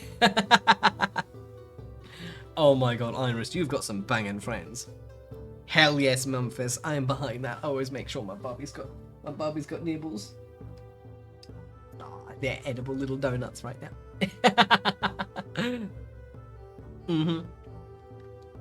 But yeah, if you keep that in mind, you'll be good to go. Yeah. Hopefully I don't have to move again, though. I'm sick of moving every year. I'm starting to do it in my sleep. But yeah, so it's basically with moving, it is far better to financially over-prepare than under-prepare. Because at the end of the day, worst case scenario, your bills are paid, sad face. Best case scenario, fun money. Everyone wins. Whereas if you don't over-prepare, the worst case scenario is scary. Oh, hell yes, Iris, that's good. Fuck yeah, you're settled. If you've got twice the upfront payment, which would be rent plus bond, and extra for treaties, yeah, when you shift in, you should have fun money. You should be good. You should be good. Good luck. I hope you get a place that you like. Yeah, better to be safe than sorry, 100%. Alright. Okay. Hey, think of it this way, Iris. If you've got double the upfront payment and extra, you should be able to get yourself some basic furniture. And it's like, if it helps as well, for perspective, when I moved into my current apartment, I had to get rid of a lot of my old furniture, because it just wouldn't survive the move. And it was also shitty old furniture, and let's be honest, it was fucking garbage. So I essentially did move into my current place with a desk, 2 sets of 8-cube shelves, and all of my shit. Like, just boxes, bunch of boxes.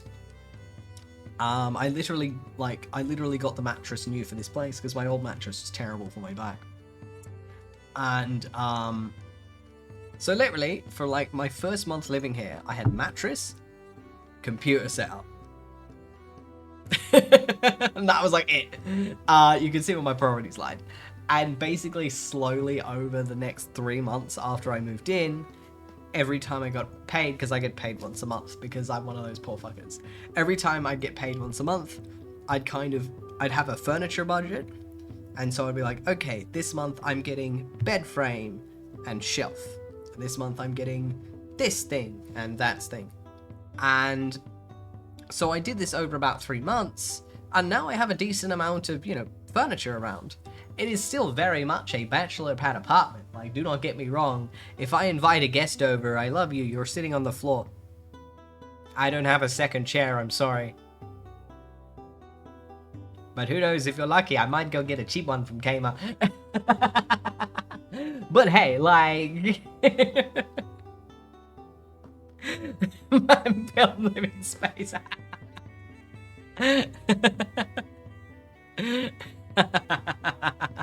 Hi, 𝐄𝐍𝐕𝐓𝐮𝐞𝐫. Yup. Hi, Ghosty. Welcome to the land of the living. Go. What do you mean one chest last night? Perfect. God tier thinking, y'all, Scott. And it's like, I do have some furniture that's still on my to-get list. I'm planning on getting a second desk. I want to get a sit-stand desk so I can do art things on it, because I have a bad back. But I found a good one for like $800, which for a sit-stand's pretty good, and I also have afterpay, which means I don't have to pay it all up front, which is even better. Oh my god, Ghosty. You know what to do. You know where to place the reference. And make sure to note that it's that 30-minute redeem. You're going to get some shiny nips, son. I'm gonna make them glisten. Exactly, Iris, exactly. Look, I'm living the bachelor life, alright? I've got to enjoy it. No, let's be honest. I'm living the crazy cat dad life. One of the first pieces of furniture I bought was the fucking cat tower. You can see my priorities. Alrighty. Have fun, lurking moon. Enjoy your dinner. I hope it's super tasty. Alrighty. Am I the arsehole for not giving my roommate a tampon and telling her she can no longer use anything that I own? Oh yeah, absolutely, Sean. Kitties come first. I am just the food giver. Okay, they're still in like cute little donut shapes on top of my road, so I can't be mad at them. Alrighty. On to the tale. This is such a stupid post, and I'm still so embarrassed and flabbergasted that this even happened to begin with. For context, I, 25 female, live with roommates, all female. We've all gotten close in the 2 years we've lived together, except for one roommate. We'll call her Emma, 23. It's not that I dislike Emma, but we've never meshed as well as my other roommates have. The other day, Emma called us out to the living room where she was folding her laundry. She held up a pair of underwear and asked if it belonged to any of us, and I recognized them as mine, so I said yes. I apologized for the mix-up, and she immediately started yelling at me about how disgusting I am and how she wanted to light herself on fire after touching them. Since I live with all girls, this happens all the time and none of us ever get weirded out by it. I can't even begin to count how many times someone's bras, socks, underwears, etc. have gotten mixed with my laundry by mistake. It's a bit embarrassing to admit, but I realized they were actually an old pair of period knickers that I had. I cannot stress this enough.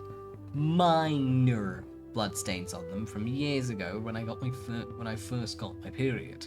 Emma again decided to loudly announce how gross she thought I was and how I should be ashamed for not throwing them out, and tried to get my other roommates to look and join in on her outburst. Thankfully, I live with some awesome girls, so nobody even battered an eye, despite me being absolutely horrified that someone I live with would do something like that. Everyone was quick to reassure me that it's no big deal and it happens to all of us. They tried to tell Emma to chill out, but she wasn't having it. She just went to her room and slammed the door. For the next week, Emma didn't speak to me. She would loudly talk to all of our other roommates with no problem, but the minute I tried speaking to her, she would just walk away. A couple of days ago, I was laying in bed and Emma was the only other person home. She knocked on my door, and when I opened it, she sheepishly asked me for a tampon, saying she woke up from a nap and bled through her shorts. How ironic. I laughed, and I told her no. Granted, I actually didn't have any left, and I knew our other roommates had some somewhere, but it's not like she had nothing. Yesterday, she asked us all if she could borrow a shirt because her clothes were in the washer. We all said no, and I even said I wouldn't want her to light herself on fire after touching any of my nasty stuff.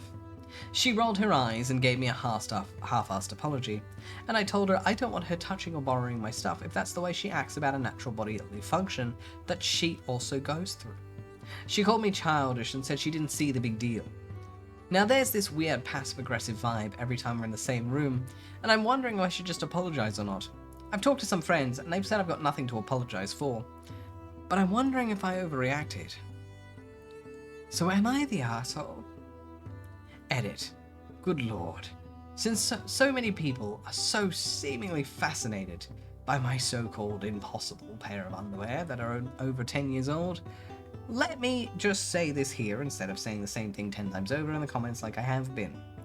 My mum bought them for me when I was 14. They ended up being way too big for me, so I only wore them in times of desperation. Until recent years. Never thought I'd have to explain my underwear to hundreds of strangers on the internet, but there's a first time for everything, I suppose.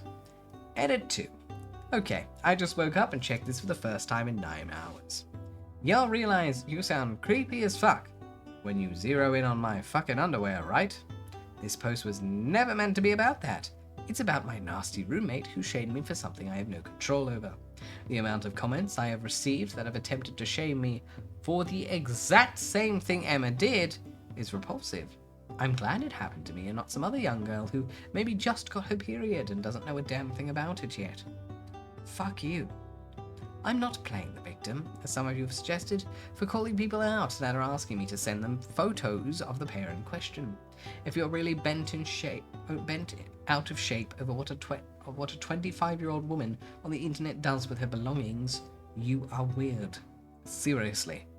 You sound like a fucking creep.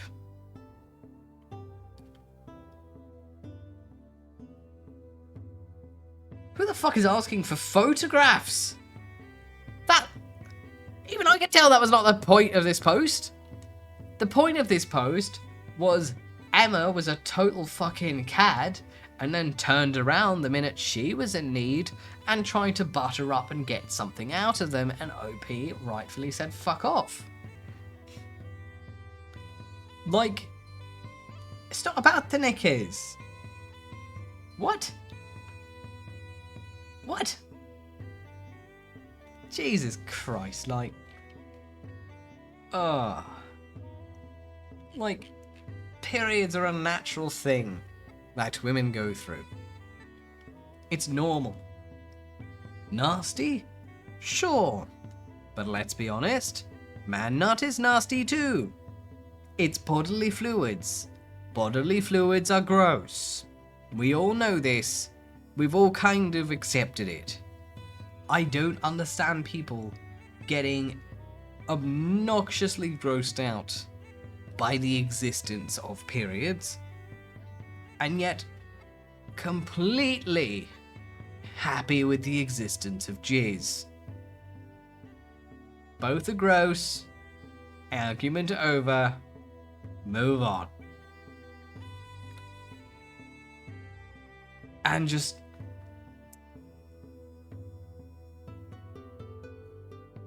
what? Like... it's a silly argument. Like, honestly, to me, it very much seems like a classic case of she threw a hissy fit over something she herself experiences. And the minute that she needed help for that exact same problem, OP was well within her right to say no.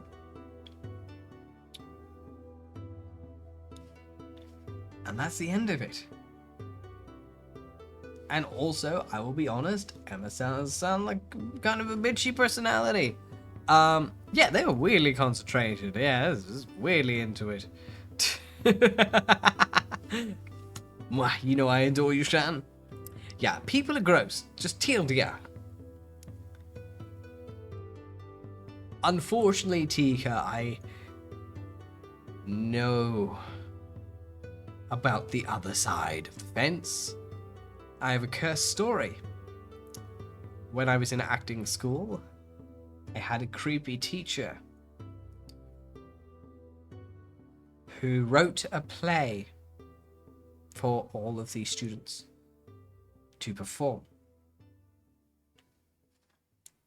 I didn't get a nasty role or anything like that. I just played best friend Sam. And I was just a mate to one of the main characters. I had a small role and I was content with that. However, the two leads were forced on stage in front of everyone to perform the simulation of a period sex scene.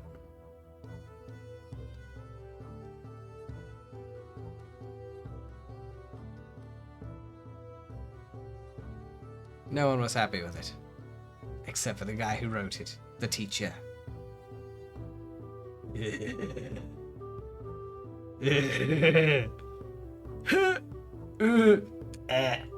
I will always be grossed out by that memory.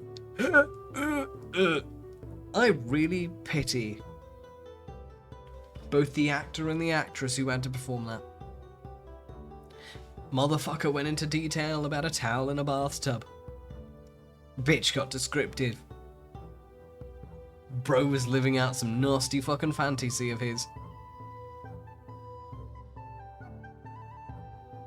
To give worse context, the people in the audience were essentially just made up of the family members of the cast, because it was a student performance. I don't think I need to connect the dots for you. You've already figured it out.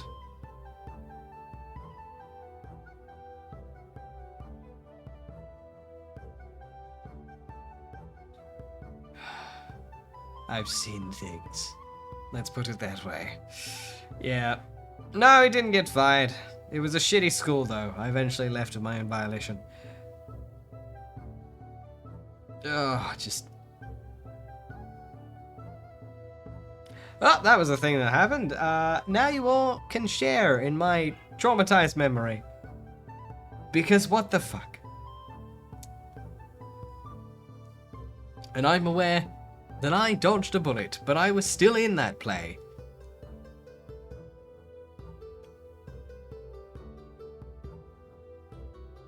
And that was too close for comfort.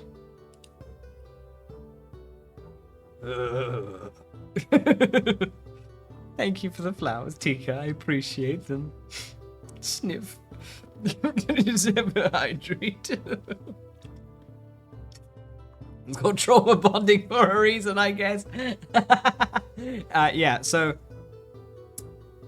now you know that I knew exactly what you were talking about. From experience. Drink sports drink like it's alcohol.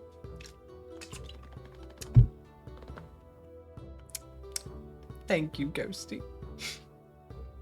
I suddenly am craving the wines that I keep in my fridge and don't touch.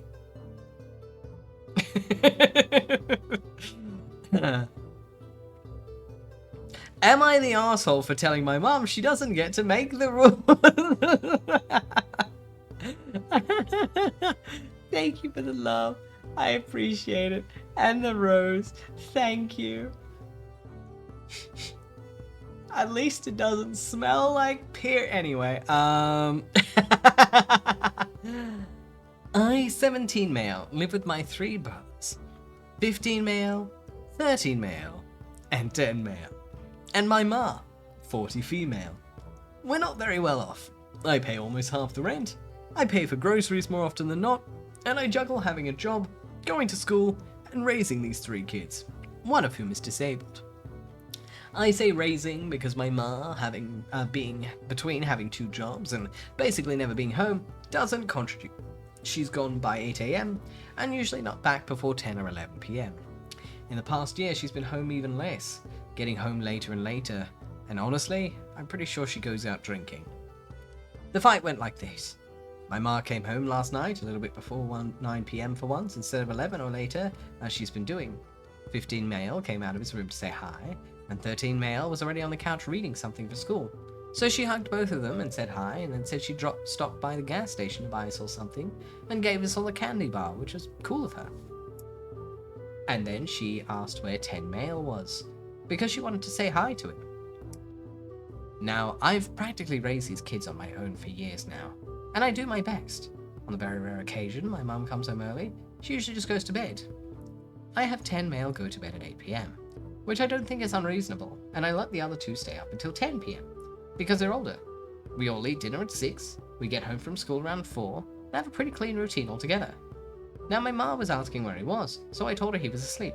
She asked why, so I told her it's past his bedtime. She told me he didn't have to go to bed that early. I told her he did. She told me no he didn't. She said we could all stay up until 10. I said that doesn't work, and she told me she's the parent and it does work. And then she said it's not my place to micromanage the other 3. She said her kids, her house, her rules. And then she exploded that I could stop being such a control freak, because it wasn't my place to do that, or to have signed up 13 male for soccer, or to have repainted the fence, or to have taken 10 male to the doctor some weeks ago, or any of the things I've been doing without asking her. I told her, it's also my house. I pay a lot of rent. Oh, Jesus fucking Christ. And they're basically my kids, because she's never around. So it's more my house, my rules, if we want to play that game. I told her she wouldn't know what works for 10 male, because she's too busy to know him. I told her I might ask her for input if she was ever around, but she never is. So I don't give a shit how she thinks I should raise these kids, and she doesn't get to have a say in it. Not anymore. She broke down crying, called me ungrateful for all that she does, and said she doesn't know where she went wrong, and left the room. She either went to her room or she fucked off and left the house. I don't know, and honestly, I don't care. She's an adult. It's her life. 13 male said I was a dick for making her cry, and 15 male left the room a minute later, saying he was going to bed. So Reddit, am I the asshole for telling my mother off? Edit. Holy shit, this blew up. Some clarifying points. 1. I don't hate her. Some of y'all out here be dramatic as fuck. 2. I go to school 8 to 10.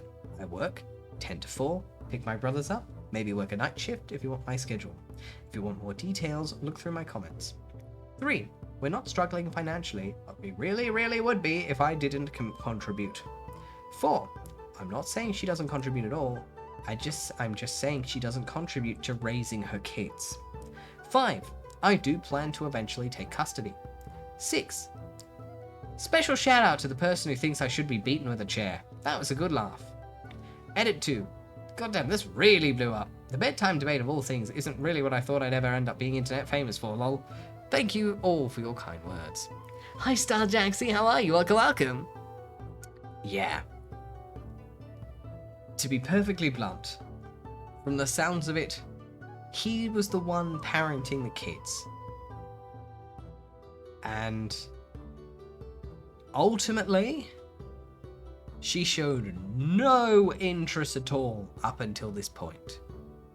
All because she was inconvenienced that the 10-year-old was already asleep. You're being a child, lady. Calm the fuck down and think for a moment. At the end of the day, if you leave your oldest child to raise your children while you go out drinking, at the end of the day, after enough time, the one with authority isn't you anymore. The one with authority is your kid, because you've given them the authority. They didn't just gain it overnight. By you dropping the ball, someone had to pick it up, and he did. And getting mad at him as well. One thing that stood out to me, which made me go, fuck off. She yelled at him for taking the 10-year-old to the doctor. I'm sorry? Do you want your youngest child to die? How irresponsible are you? You don't know why he took him to the doctor, because you never stopped to fucking check. Shut up, go back to your alcohol, go back to your room, whatever you need to do. Either learn to be a parent, or let the person who is actually willing to parent do it without you. But don't try to micromanage when you are not even there. I genuinely hope that he gets custody when he turns 18. Because at the end of the day, she's just a roommate. And ultimately, these bedtimes are good for the kids. I mean, to use an example that I've got, I was given complete freedom growing up. I can control my own bedtimes, go out as late as I want. I had freedoms that other kids my age were envious of. My sleep schedule is permanently fucked. Give your kids a bedtime. It's good for them.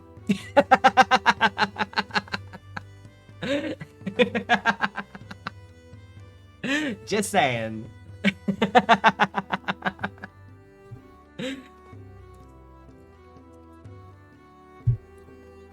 Oh my god. Straight up, Iris, straight up. Yeah. Exactly, Shara. Yeah. At 12 years old, I was staying up to 1 to 2 a.m. Is it really a surprise that I'm an insomniac now? It's... Yeah. Oh yeah. Like, I'm saying at 12. Like, I was getting obnoxious levels of freedom at extremely young. Like, it was not uncommon that I would literally just leave the house at 12 at like 10 p.m. and just go wander off to like the local supermarket. It was at the point that like I was mad I wasn't getting in trouble. I was like, no, this is not how it works. No, I should be in trouble right now. You shouldn't be saying yes, you can go to the shops to get another soda. You should be saying no, it's too late. I didn't even need to sneak out. Don't do that. It is far better for your kids to be their parent than their friend.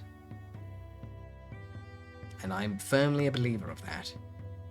Because at the end of the day, your kids will respect you if you act as their parent, and they will turn out a lot better. But if you spend all of your time focusing on being their friend,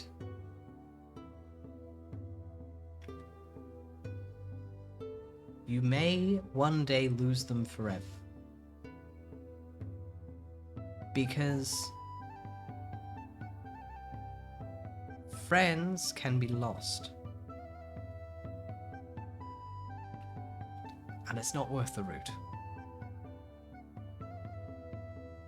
Honestly, yeah. I would be like, bro, what the fuck? I genuinely have a memory when I was like 16, getting home at 3 a.m.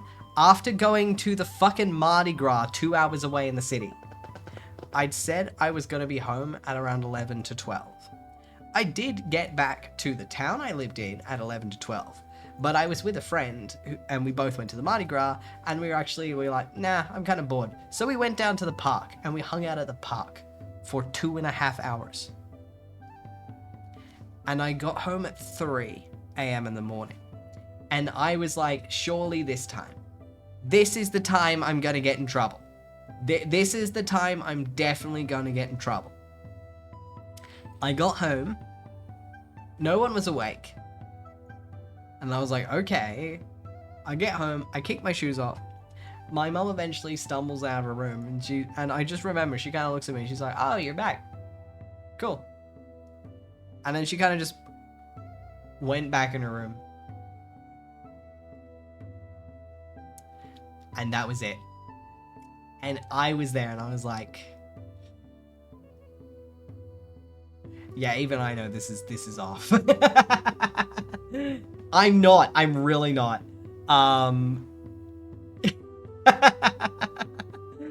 I wish I was joking when I say that I was 50% raised by the internet. That's where my entire moral compass comes from. I read a lot of stories, and it was slowly throughout reading all of these stories that I started to gain my own sense of right and wrong.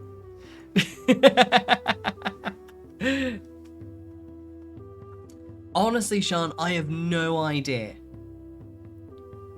So, yeah, like, that was kind of the point where I was like, yeah, there's no point.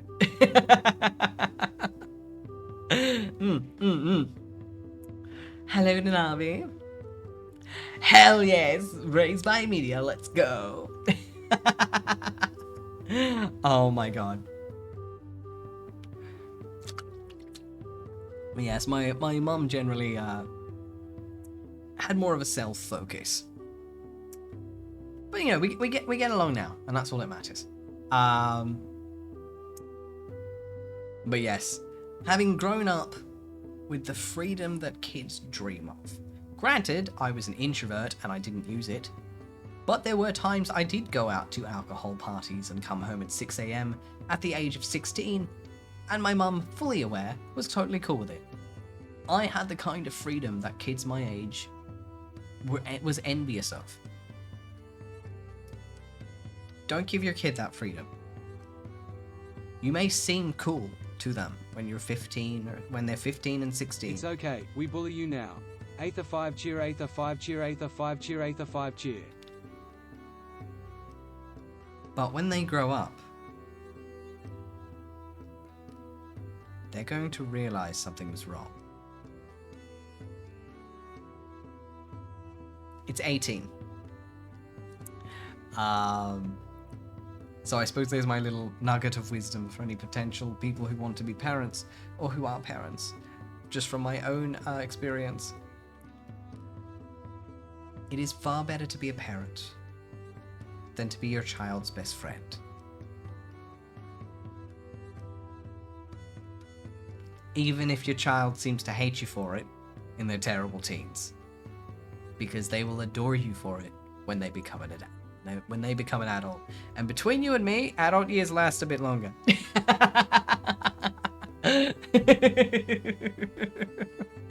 Oh my god. Yeah. Oh my god, Ghosty. Oh no, not the slipper, not the slipper. Exactly, Aya. Yeah, you can be a cool parent. But there are things you should still be a parent. Oh, exactly, Nanabi.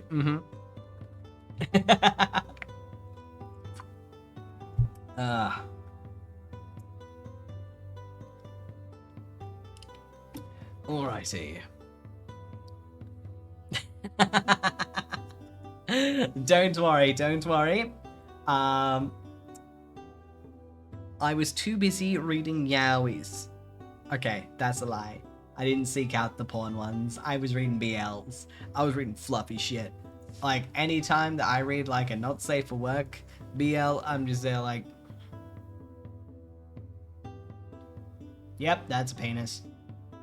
But the minute it's like, it's like fucking fingertips touching, bitches gonna like hold hands, they look at each other and the fingers slide across the bench and that's the bit that gets me.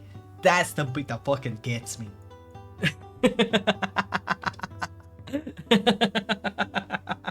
I like that soft slow burn shit. I do not give a shit if they going dirty in an alley. It's boring as hell. But like the soft shit though, the fluff, dead. Oh, I'm absolutely a Sasamiya guy. That show was so cute, I fucking died inside. I spent that time giggling like a fucking Fudanji, I swear to God. And yes, exactly, Iris, when they hold hands, you're just like...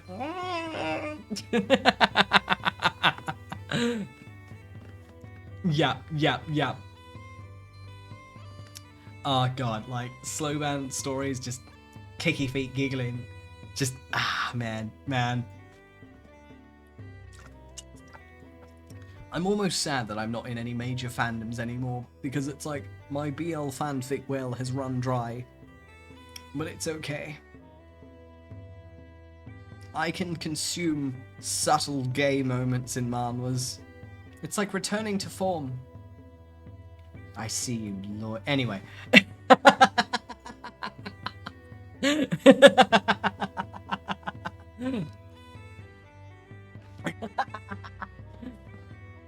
I know, right, John? Yeah. Oh my god. Sasuke is a dream man. He's so damn cute, that boy.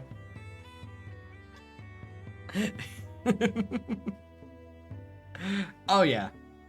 Like, fandoms are like fantastic for content generation. And by that I mean some of the best stories I have ever read in my life, some of them have been fucking Clance fanfics. Keith and Lance Voltron fanfics. Some of them are the best stories I've ever read. Fucking Clance. Writers, man. It don't matter where you're looking, you're gonna find some cracked ones.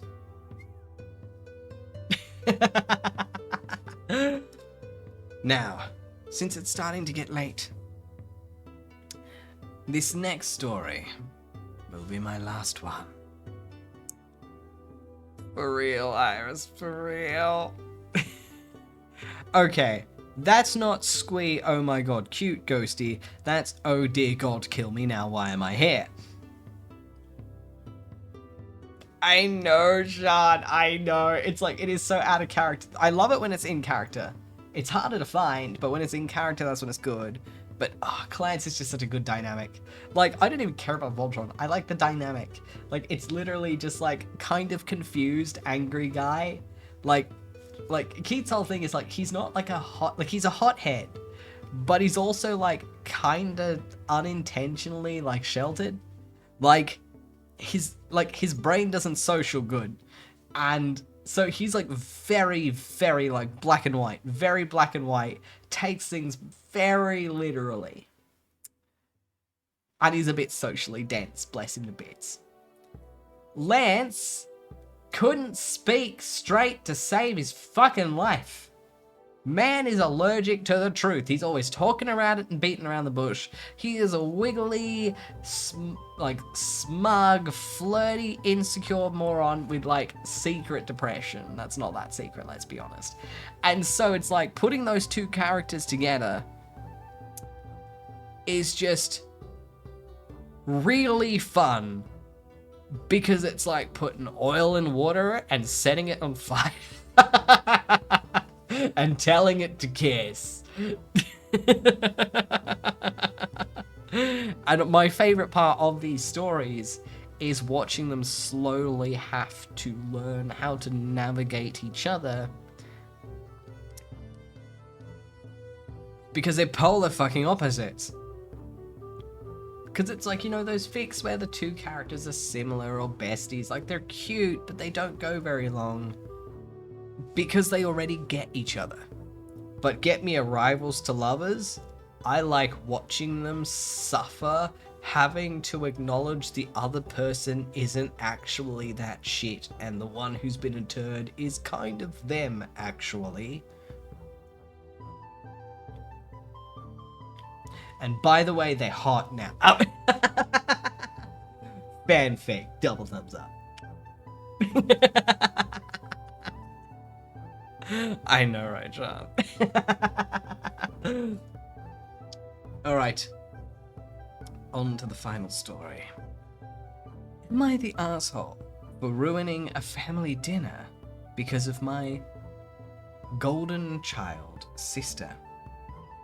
I, female 17, have a younger sister, Emily, female 16. And even though they don't say it explicitly, Emily is clearly my parents' favourite child. I can understand why they're proud of Emily. She's a straight A student, has the lead roles in student theatre, swims competitively, is popular at school, and very, very good looking. I, on the other hand, am probably more plain. I work hard at school, but I'm not as outgoing or intelligent as Emily, and don't excel at any extracurriculars like she does. My parents always celebrate Emily. We have certificates of her work on the fridge, always have outings and meals to commemorate her achievements, and attend all swim events and plays. I know my parents love me, but I don't get close to that level of attention even when I do work hard. The other night, we went out with my parents, uncle, aunt, and cousins. We'd just been to one of Emily's shows, and she recently got accepted into a summer scheme she was wanting to complete. The whole meal revolved around discussing Emily and how proud everyone was of her accomplishments. I don't think I was mentioned once. I'm usually more reserved or just bite my tongue, but midway through the meal, I just shouted, "Maybe if you paid more attention to me and not just your golden child, you'd have more things to celebrate." Everyone just went silent, and my mum said we discussed this when we got home and to not ruin the meal. Emily looked shocked and close to crying. To say the rest of the meal was awkward would be putting it lightly. When we got home, my parents shouted at me for embarrassing them and said that Emily deserves to be celebrated, and that if I did something that merited celebration, I would receive the same treatment. I said how unfair this was, and nothing I do gets recognised regardless. Emily joined in and says she works hard and deserves to be recognised for that, and as the older sister, I should grow up and actually work for once if I want her success. I haven't spoken to Emily since then, and my parents are still annoyed at me for ruining the meal. Am I the asshole?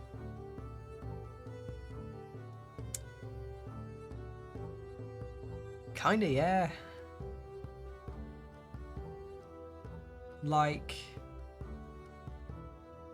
yeah.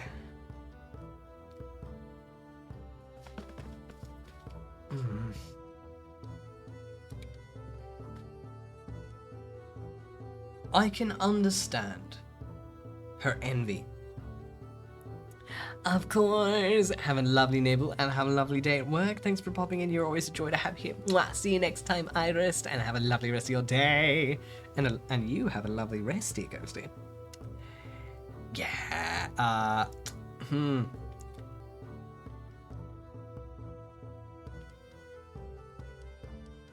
Honestly, I don't like either of these kids. I can understand why OP is resentful, is jealous. It's very likely that Emily has developed a bit of an attitude because of it. I mean, her statement of, "You should grow up and actually work for once if you want my success," even though her whole argument is that she does work hard, but she never gets acknowledged for it. I can empathize with OP. I get why she's mad. And like Haya said, I feel it.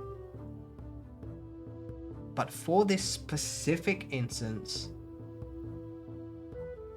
shouting midway through a meal completely unprompted, "Maybe if you paid more attention to me, not just your golden child, you'd have more things to celebrate,"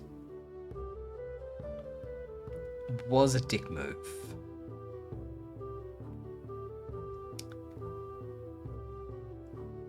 From the sounds of things, Emily does have a bit of a stick up her ass.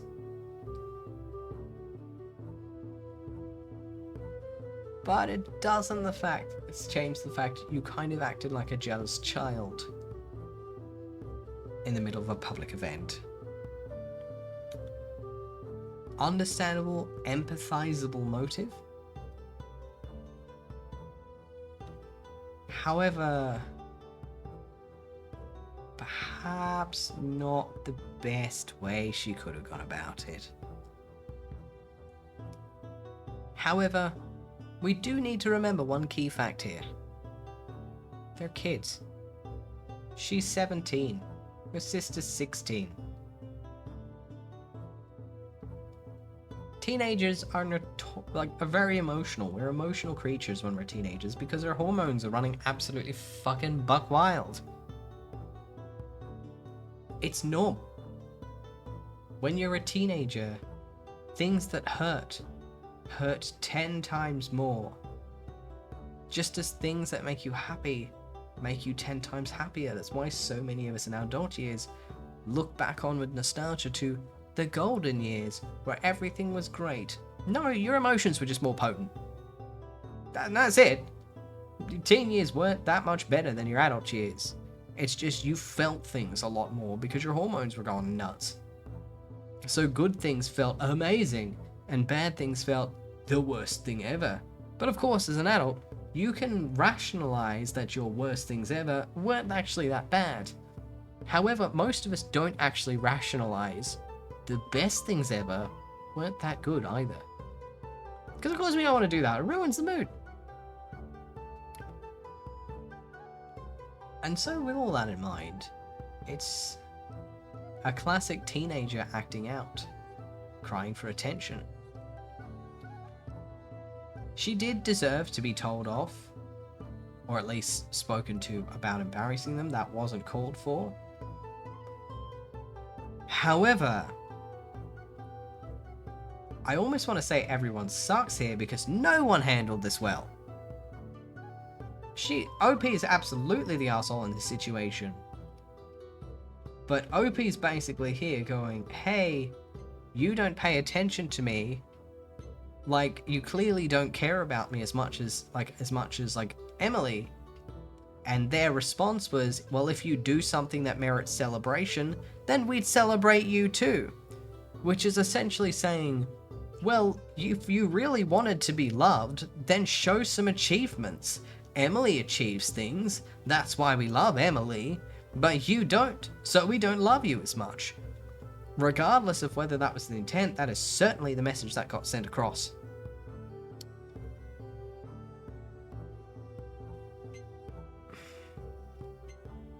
And so the parents handled it absolutely terribly. And for the sister to join in on the parent side and get catty at OP as well, ultimately, I kind of want to say everyone sucks here, actually. Yeah, I think I want to say everyone sucks here. Because the parents handled it fucking awfully. And Emily was just being a 16-year-old brat, in all honesty. And it's like, yes, in this particular instance, OP is absolutely in the wrong. However, even though this is specifically referring to the family dinner, this is not a simple problem. This is something that has been building likely over years. This outburst to the parents who have willfully blinded themselves to their older child seems like it's sudden, but if they had stopped and paid attention to their kid, they might have noticed that this outburst actually was a long time coming. Yeah, pretty much. Like, everyone sucks here. But I can see where OP is coming from. Doesn't make what she did right, though. But I can see where she's coming from. And I kind of feel a bit bad for her.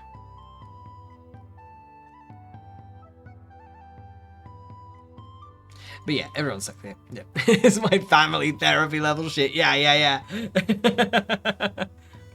Yeah, like, honestly, like, one day, she's going to likely cut herself off from her parents, or at the very least, she may end up falling down the other track of nerfing herself to try and appease her parents. Hi, your fave Bay Cookie. Thank you so much for the follow. I really appreciate it. Thank you. And welcome to the Uncanny Valley. It's a pleasure to meet you. Yeah, she's either going to go no contact in the future, or she may unfortunately fall down the path where her entire life she will burn herself out just to try and get a word of approval from her parents.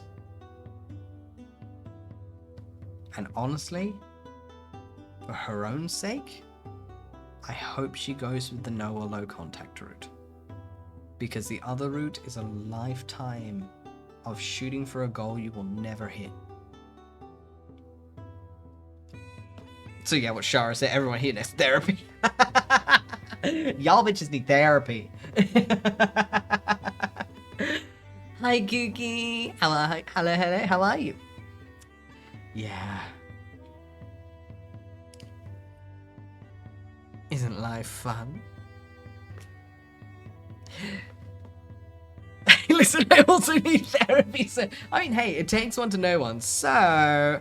I've had my therapy. Honestly, I don't even have the patience for it anymore. I did my therapy, I worked through my issues. If I ever get into a spot where I really need it again, I will absolutely go down the route. But I will admit, it's very tedious explaining my backstory these days. Like, I don't know if some of y'all relate, but like, you know when you just like, you've just had enough shit in your tragic backstory that like, when you get a new therapist or a new whatever, you're just like, okay, here we go. Alright, so this happened in this date, and this happened at this date, and this caused this, which caused this, and then this happened here, and then that happened here, and then this fallout happened here, and this thing happened here, and then this branched out into this, and this, and then this happened here, and at this age, this happened, this did this, and this did that, and then bang, bang, bang, bang, bang, and then I came out, and I did that, and I goes this, and I went out, and I moved out, and blah, blah, blah, and then this happened, and then that, and then that, and that, and that, and that, and you say all this with a deadpan voice because you feel like you're reciting your backstory like a fucking D&D character. Like Shara said. And they always look at you like, are you okay? And you're like, honestly, no, that's why I'm here. But honestly, right now, my main issue is this one little thing is just pissing me off. So can you help me fix that? The rest is kind of like duct taped and band-aided.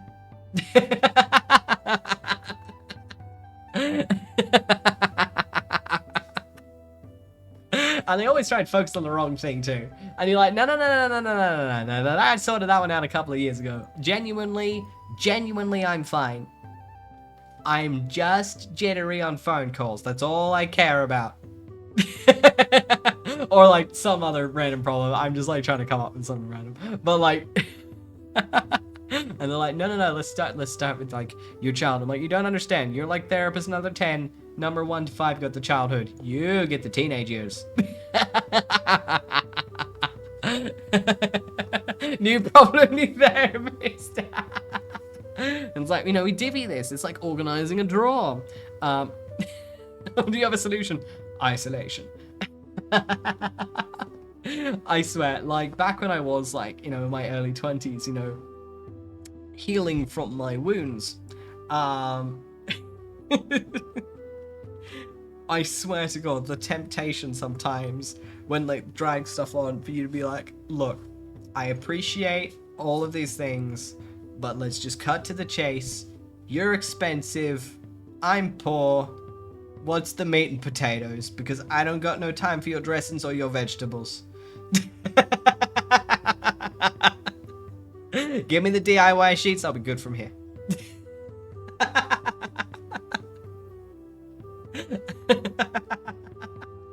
It's like, they said you fixed me, now I've got 3 arms and no legs. I'm here for the fried chicken, not the 3-course meal. Perfectly said. Look, man, at like $200-300 a session, like, damn, if I ain't getting enlightenment, I'm moving on. No, therapy is good, and if you are within if you have the financial freedom to pursue it, and you believe that you need it and it'll help you, absolutely go for it. But in Australia, it is disgustingly expensive. Yeah, per session. Oof. I know, right? And that's why you like list it out like a laundry list. You're like, okay, so I don't want to waste too much time, because the more time I waste, time is money, and money is expensive. So for the first 10 minutes, we will go over the itinerary of everything that has happened up to this point for context, and then I will go into explain that I just need help focusing on my homework. Stop focusing on the backstory. Help me focus on the homework, because it seems like you've got the same focus problem as I do, lady. Let's go.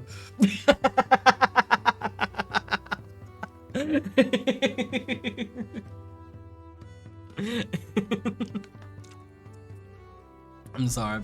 I'm being catty.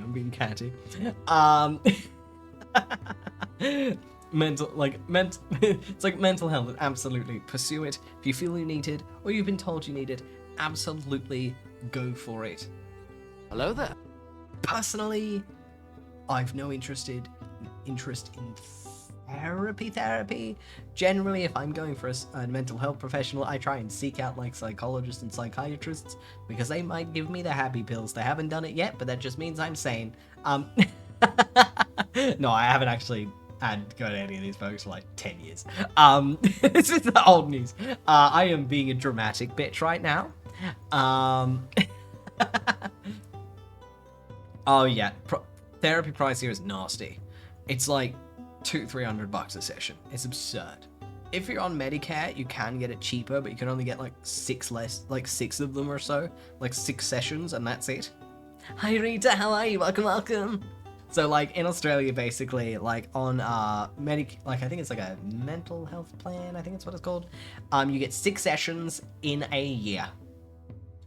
And if you are extra fucked up and your therapist says we need more, you can go to your doctor and extend it to 10 sessions in a year. After that, you gotta pay for it out of pocket. When it's $200-300 a session, suddenly you don't give that much of a shit. I really think it should be more subsidized, but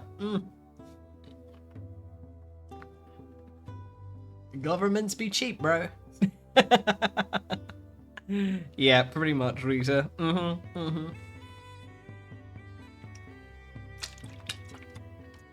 Yeah, 100% nasty, yeah. Talk therapy doesn't work for me. Like, the one time I went to a therapist, I was lucky, because I happened to get a therapist in my 6 sessions. In my 6 sessions, I happened to get a therapist who was very compatible with me. AKA, she was a Russian hard ass who told it how it was, and that's what I wanted. I wanted the fried chicken experience. I didn't want no 5-star course itty bitty entree gourmet. I wanted a snake and chippies. I wanted to know what exactly it was. Boom. She was a hard ass Russian lady. And she was blunt. And I loved it. She just straight up, I would tell her everything and she'd be like, yeah, you've got this issue and you've got to do this to fix it. And if you don't fix it, you're fucked. And it's like, this is really refreshing, actually. I loved her. She was great. She helped me work through like a serious trauma because she did not pull any fucking punches and I needed my brain beaten to shit.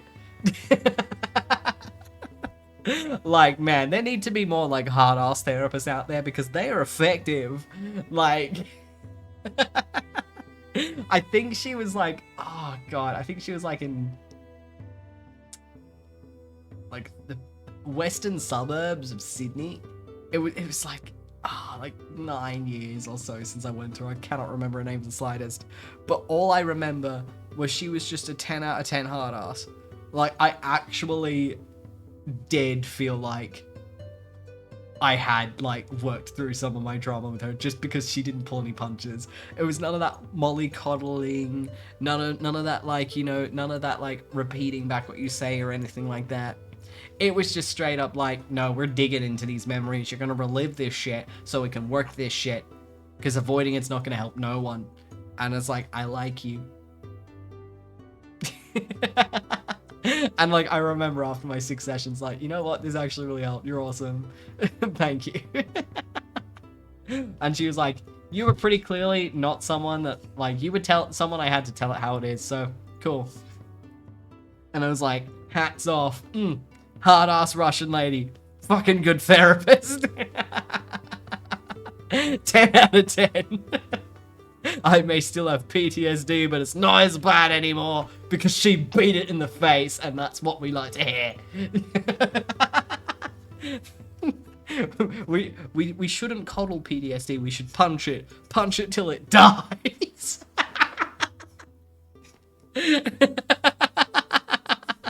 I'm sorry. I'm just a random VTuber on the internet, okay? Please take my words with a grain of salt.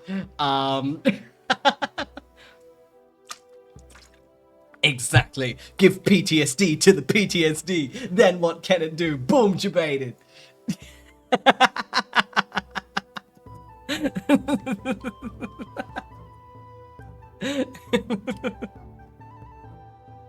Oh, 100%.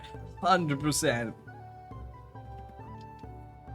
And it's like, I swear, like, I remember, I think for like maybe three or 4 years before I finally got to see the hard-ass Russian lady. It was just dealing with a bunch of like folks that just weren't able to deal with my issues, so they kept passing me along. Oh, I'm sorry, I'm not qualified to deal with this. Let me pass you over here. I'm not qualified to deal with this. So I'm not familiar with this area. And it's like, is there anyone who knows what they're fucking doing? And eventually, hard-ass Russian lady.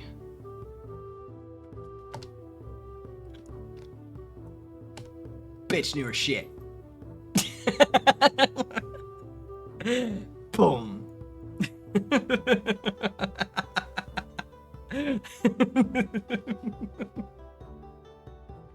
Hell yeah, beat up trauma with muscles.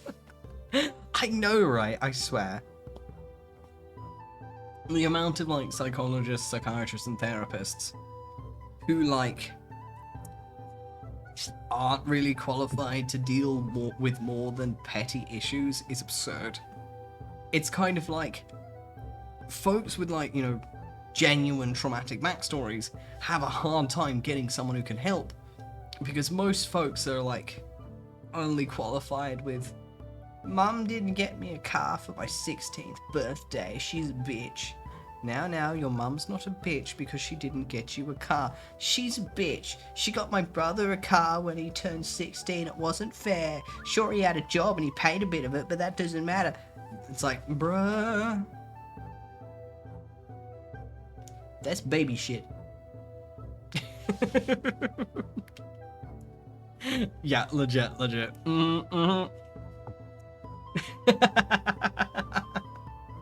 Like, I'm sorry you didn't get a car when you're 16, but shockingly, that is not a common scenario.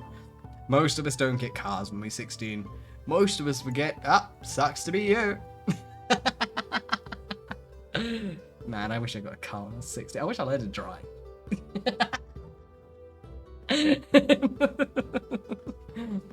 God. High five, Sean. Same hat. Poof. I know, honestly. But you see, here's the real play, Sean. Slowly but surely, save over time. Buy your own car. Put anime decal on it. Can't do shit. No, unfortunately I haven't. I've got to learn a license, but I never was lucky enough to have the opportunity to be taught how to drive. And unfortunately, if you do not have a parent or a caretaker of some kind willing to drive you around for 120 hours, fuck you. You have to pay $80 a lesson. Trams are cheaper. But I do plan to learn how to ride a motorbike eventually, because motorbike's also cheaper. Only 50? Ah, oh, fuck. New South Wales is brutal. They make you do 120. Like, it's insane. But, like, you still have to do, like, lots and lots of hours. I got 4 tickets because of it. Not for free, Rita. Not for free. We do have driver's ed. It is $80 a lesson. I really wish I was kidding. But then again, this is in, you know, Melbourne. If you go more rural, it's 50 to 60. But that's like hour, 2 hours rural. That's quite expensive.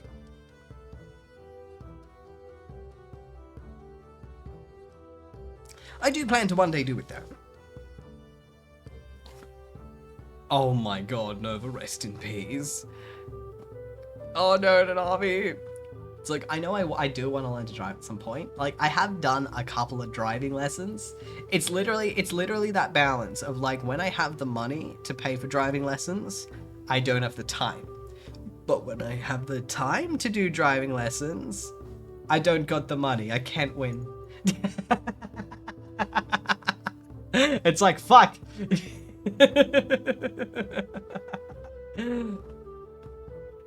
Oh my god. You're kidding, Rita. Oh, fuck. I wish they did that here. That would be so cool. Yeah, they absolutely didn't do that here. If your parents aren't willing to teach you to drive, tough titties. That's the Aussie way. Oh my god. Yeah. Oh yeah. Oh yeah. Because it's like, I have done a couple of lessons. And I do know that like after 10 lessons, I'm gonna have it down pat. Because it's like, I'm at the point where I can drive around fine with supervision. Because I'm a fast learner, I suppose. And so like the last time I did a lesson, I think it was like a year ago, was the last time I was able to do one. Yeah, and so I only got to do 1 lesson.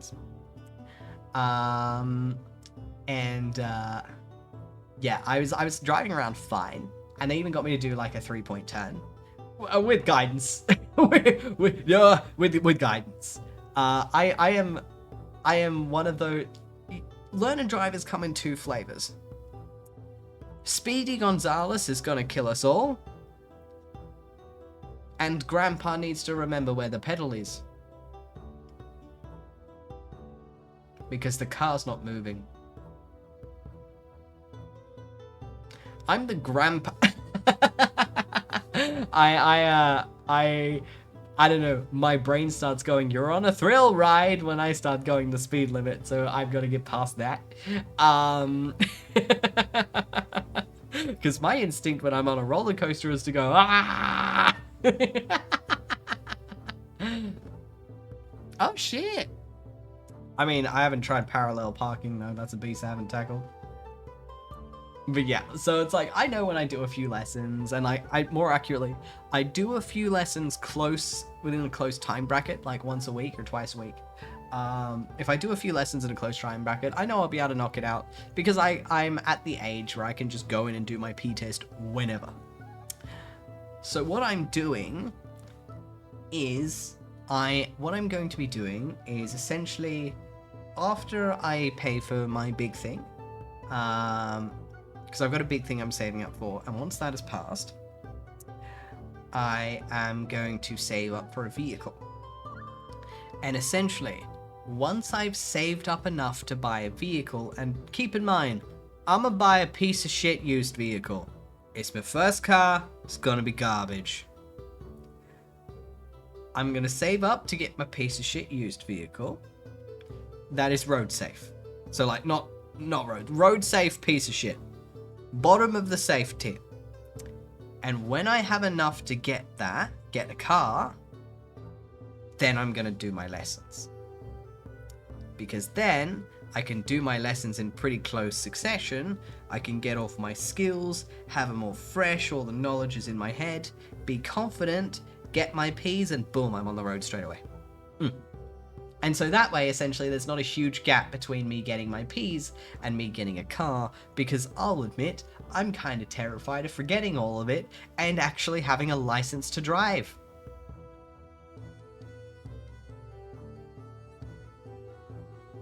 I know about car accidents. The Snoodle Speeder! Okay, that is hilarious, Rita. I love that. I love that. The Snoodle Speeder. If I get a motorbike or if I go the Boomer route and I get a scooter, I will name it the Snoodle Speeder. If I get a motorbike, it's gonna be the Snoodle Speeder. And if it's a scooter, it's gonna be the Snoodle Scooter. I can't, because it's only 6 letters. I could probably do Snoddle or Noodle. Oh, I probably couldn't do Noodle. That's definitely taken. Snoods. Ah, it's not worth the money for a custom plate. They're really expensive. Oh, I'll get a bumper sticker. My most motorbiker. This is Kiwi. This is Pixie. This is the Snoodle Speeder. Nerd. Yeah, it has to have a number, yeah. Oh my god. What are you doing, Comet? Shoving your head through the blinds. Hello, fathead. What are you doing?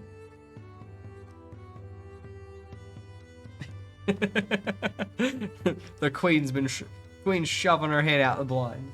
Oh, no, she's returned to my robe. That is her robe now. You comfy there? Aw, Asta's grooming Comet. Which is good, because she doesn't groom herself. Clean the dirty queen. Give her the baths she needs. Aww. Oh my god, I love them. You're the best, Sean. Dramatic tear.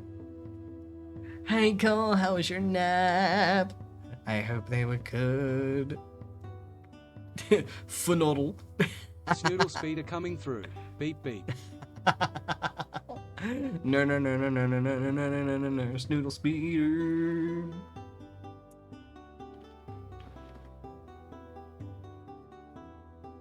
What you doing, Comet? You content that you kicked Asta off? Comet kicked Asta off the robe. He's been ejected. Now she's sitting in the middle of it. Looking smug. And now Asta's just kind of wandering around, mildly confused. Yeah, your body was like, wakey, wakey, bitch. Just think of it this way. You were here from the beginning. Now, you are here from the end. Truly fitting, is it not different? But yes, it is 11:45, and I think now is definitely the time to end stream. Even though I'm having fun chatting with you guys, I know I will get no sleep, and a bitch got work tomorrow. And tomorrow, I know, is going to be a very busy day for me.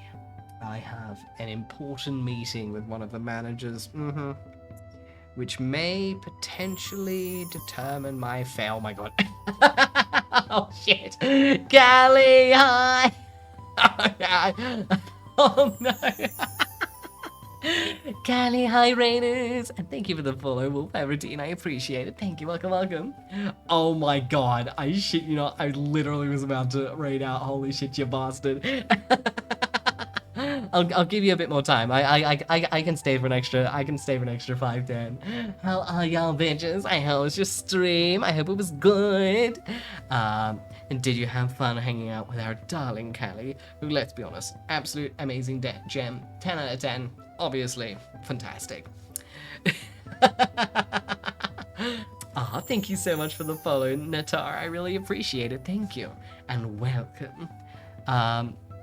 Even though we're at the end of my little stream tonight, we were on a wondrous journey to read brilliant stories of r/AmItheAsshole, the hottest tea on the block.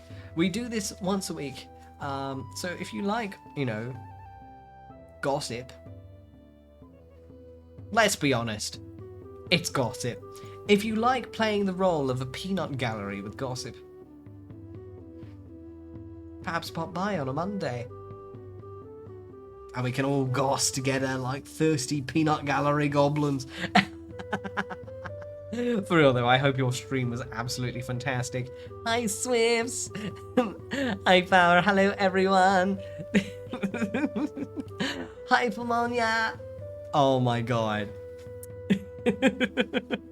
Yes, rest, sweet Sean, yes! Alright, ooh, what were you doing by the way, if you don't mind me asking? Ooh, let me hit you with that hot shout out. Alright. There we go. And by the way, just putting this out here, anyone of my lovely little corner of the internet who hasn't subscribed to Callie, give her a follow, check out her stuff if you ever get bored. Callie is a chaotic fucking goblin. She's a queen, 10 out of 10. If you love chaos, you will definitely love Callie streams. She's brilliant.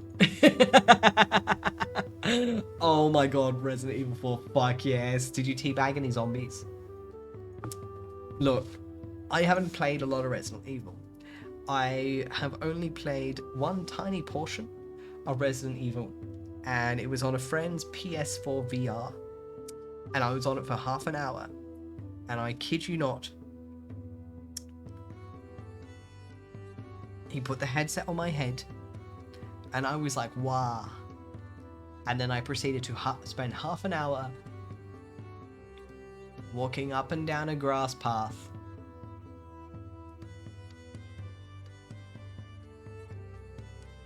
I used it as a bushwalking simulator. I shouldn't be allowed to play games. I don't play them properly. Thank you for the rose call. I appreciate it. Thank you. Hi, Anime. How are you? Welcome, welcome. Oh, the tea is... we looked at a sassy fruit and went, hey, 10 out of 10. Say no more. Double thumbs up. Oh my god, yeah, that sounds about right, innit? Shooting fish. Nice. Nice. Oh shit, son, you wanna redeem some bacon, eh? You know what? I've got a story that's real short, so, just for you guys. Even though I was gonna have the last one be the last story of the night, just for you guys. I'll give you some hot tea. Some hot tea for your gobs, eh? Hello, Zach. Oh, thank you. I appreciate the compliment. Thank you. I actually made it myself, so thank you. All right. And of course, I'll read it in Bogan, just for you, dear. Am I the asshole for using the TSA pre-check while my girlfriend went through the regular line? So I, 31 male, and my girlfriend, 28 female, recently went on a vacation to Paris from New York City. Before the trip, I mentioned to her that I would pay for the entire trip if she applied for global entry, which includes the TSA pre-check. I thought this would be a great way for us to avoid long lines at the TSA. I even started the application for her, and all she had to do was finish it. However, she didn't complete the application, and I ended up paying for the whole trip anyway, because I was planning to do so regardless. I just wanted to give her an incentive to apply for global entry. When the day of travel arrived, I went through the TSA pre-check line, and she had to go through the regular line. For the beginning part of our trip, she was mad at me. Am I the asshole for using TSA pre-check while my girlfriend went through the regular line, even though I'd offered her an incentive to apply for global entry in the first place?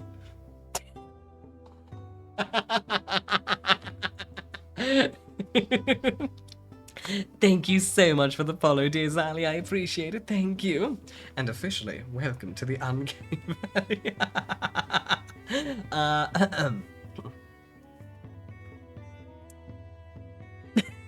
Oh my god, God.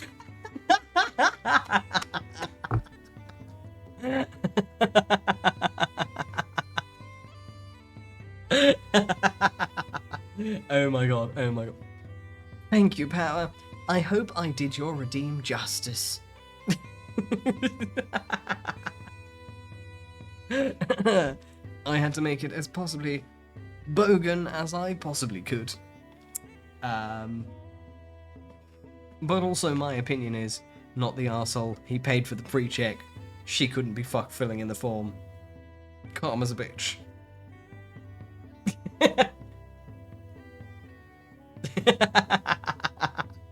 What can I say? Oh my god, oh my god. Brain's processing that slower than an Internet Explorer.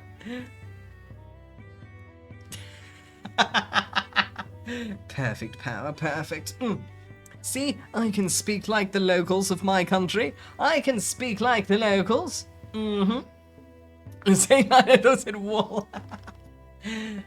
As you can see, I am a bona fide Australian. And when required, I can allow myself to bring out the Australian dialect. Like, sometimes, if you're like, may I have a can of Pepsi? One must say, oi mate, give me a can of peppers, yeah? Thanks, mate. And the Australians in here will understand that I am simply asking for a can of peppers. Please. Because, I don't know, I don't understand my country. We speak in nonsense. Alright. But yes, it is getting quite late. And a bitch does have to work tomorrow. So, I will wind down here. So, before I disappear, my next live stream will be on Wednesday at 8:30 p.m. ADT. Oh my god, Shah! No, that's so mean. Oh my god. Alright, so my next live stream, so when I'm actually here on stream, will be Wednesday, 8:30 p.m. ADT. So that'll be in 2 days' time. However, I will next go live, technically, tomorrow night at 6:30 p.m. ADT with a rerun. And the rerun I am running tomorrow is r/malicious compliance. We're pulling the tea from the past. Think of it akin to watching a YouTube video where we're all in chat and talk about how old it is. So, you know, if you want to have a blast in the past with this, 6:30 tomorrow is where we'll be hanging out. Otherwise, I will see you guys on Wednesday. And we'll be playing The Sims 4 on Wednesday. And I'm gonna activate crowd control. For those unaware, crowd control means you guys get to control my game. Last time you set me on fire. So many times. This is gonna be fun. It was lovely to meet you as well, dear Sally. Ooh, I save all of the VODs over on my VOD channel. And what I do is I download them, and if I get too much memory hog, I do a big old deletus. And then re-download them, because it's saved on my system. But yes. So look forward, because Wednesday night is going to get chaotic, darling. Now, let's look for someone to invade. And for our lovely folks from Cali's community, let's look for someone to invade again. Oh my god. Gotta love a good old raid train. Alright, so I'll pop over to stream ending, otherwise I will never actually fuck off. Alright, let me copy. Oh yes, and for those curious as well, this is my VOD channel. I just haven't set up a command yet, because I suck. Alrighty. Let's see. So many potential people to invade. Oh yeah, I totally forgot to mention as well. Hello raiders and new people. I'm an artist. Probably should have started with that. I draw things. Anyway. I'm sorry, I'm really, really shit at introducing myself.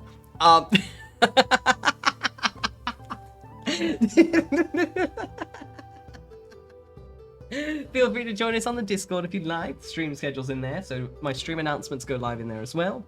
And also, I'm always hanging out in general chat, lurking like a weirdo. But it's okay, I can be stubborn. I see you. It's midnight, don't judge me, my brain is dying. Anyway, let's see.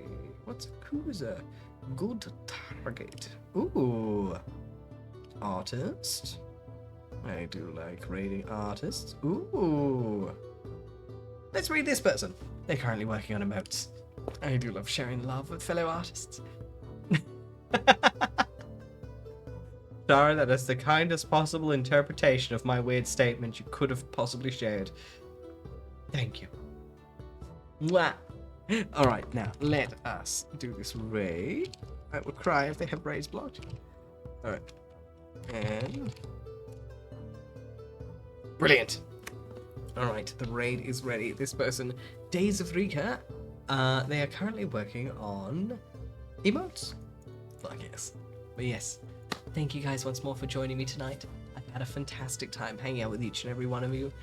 I love spilling tea with you guys because you're brilliant, and I just love hanging out with you guys, and that's a good excuse to hang out. And be a gossip thought at the same time. Multitasking. I will see you guys potentially in chat tomorrow if you are bored. Otherwise, I will see you on Wednesday. Have a wonderful evening, morning, noon, or night. And finally, raiding in 3, 2, 1. You all lost the game!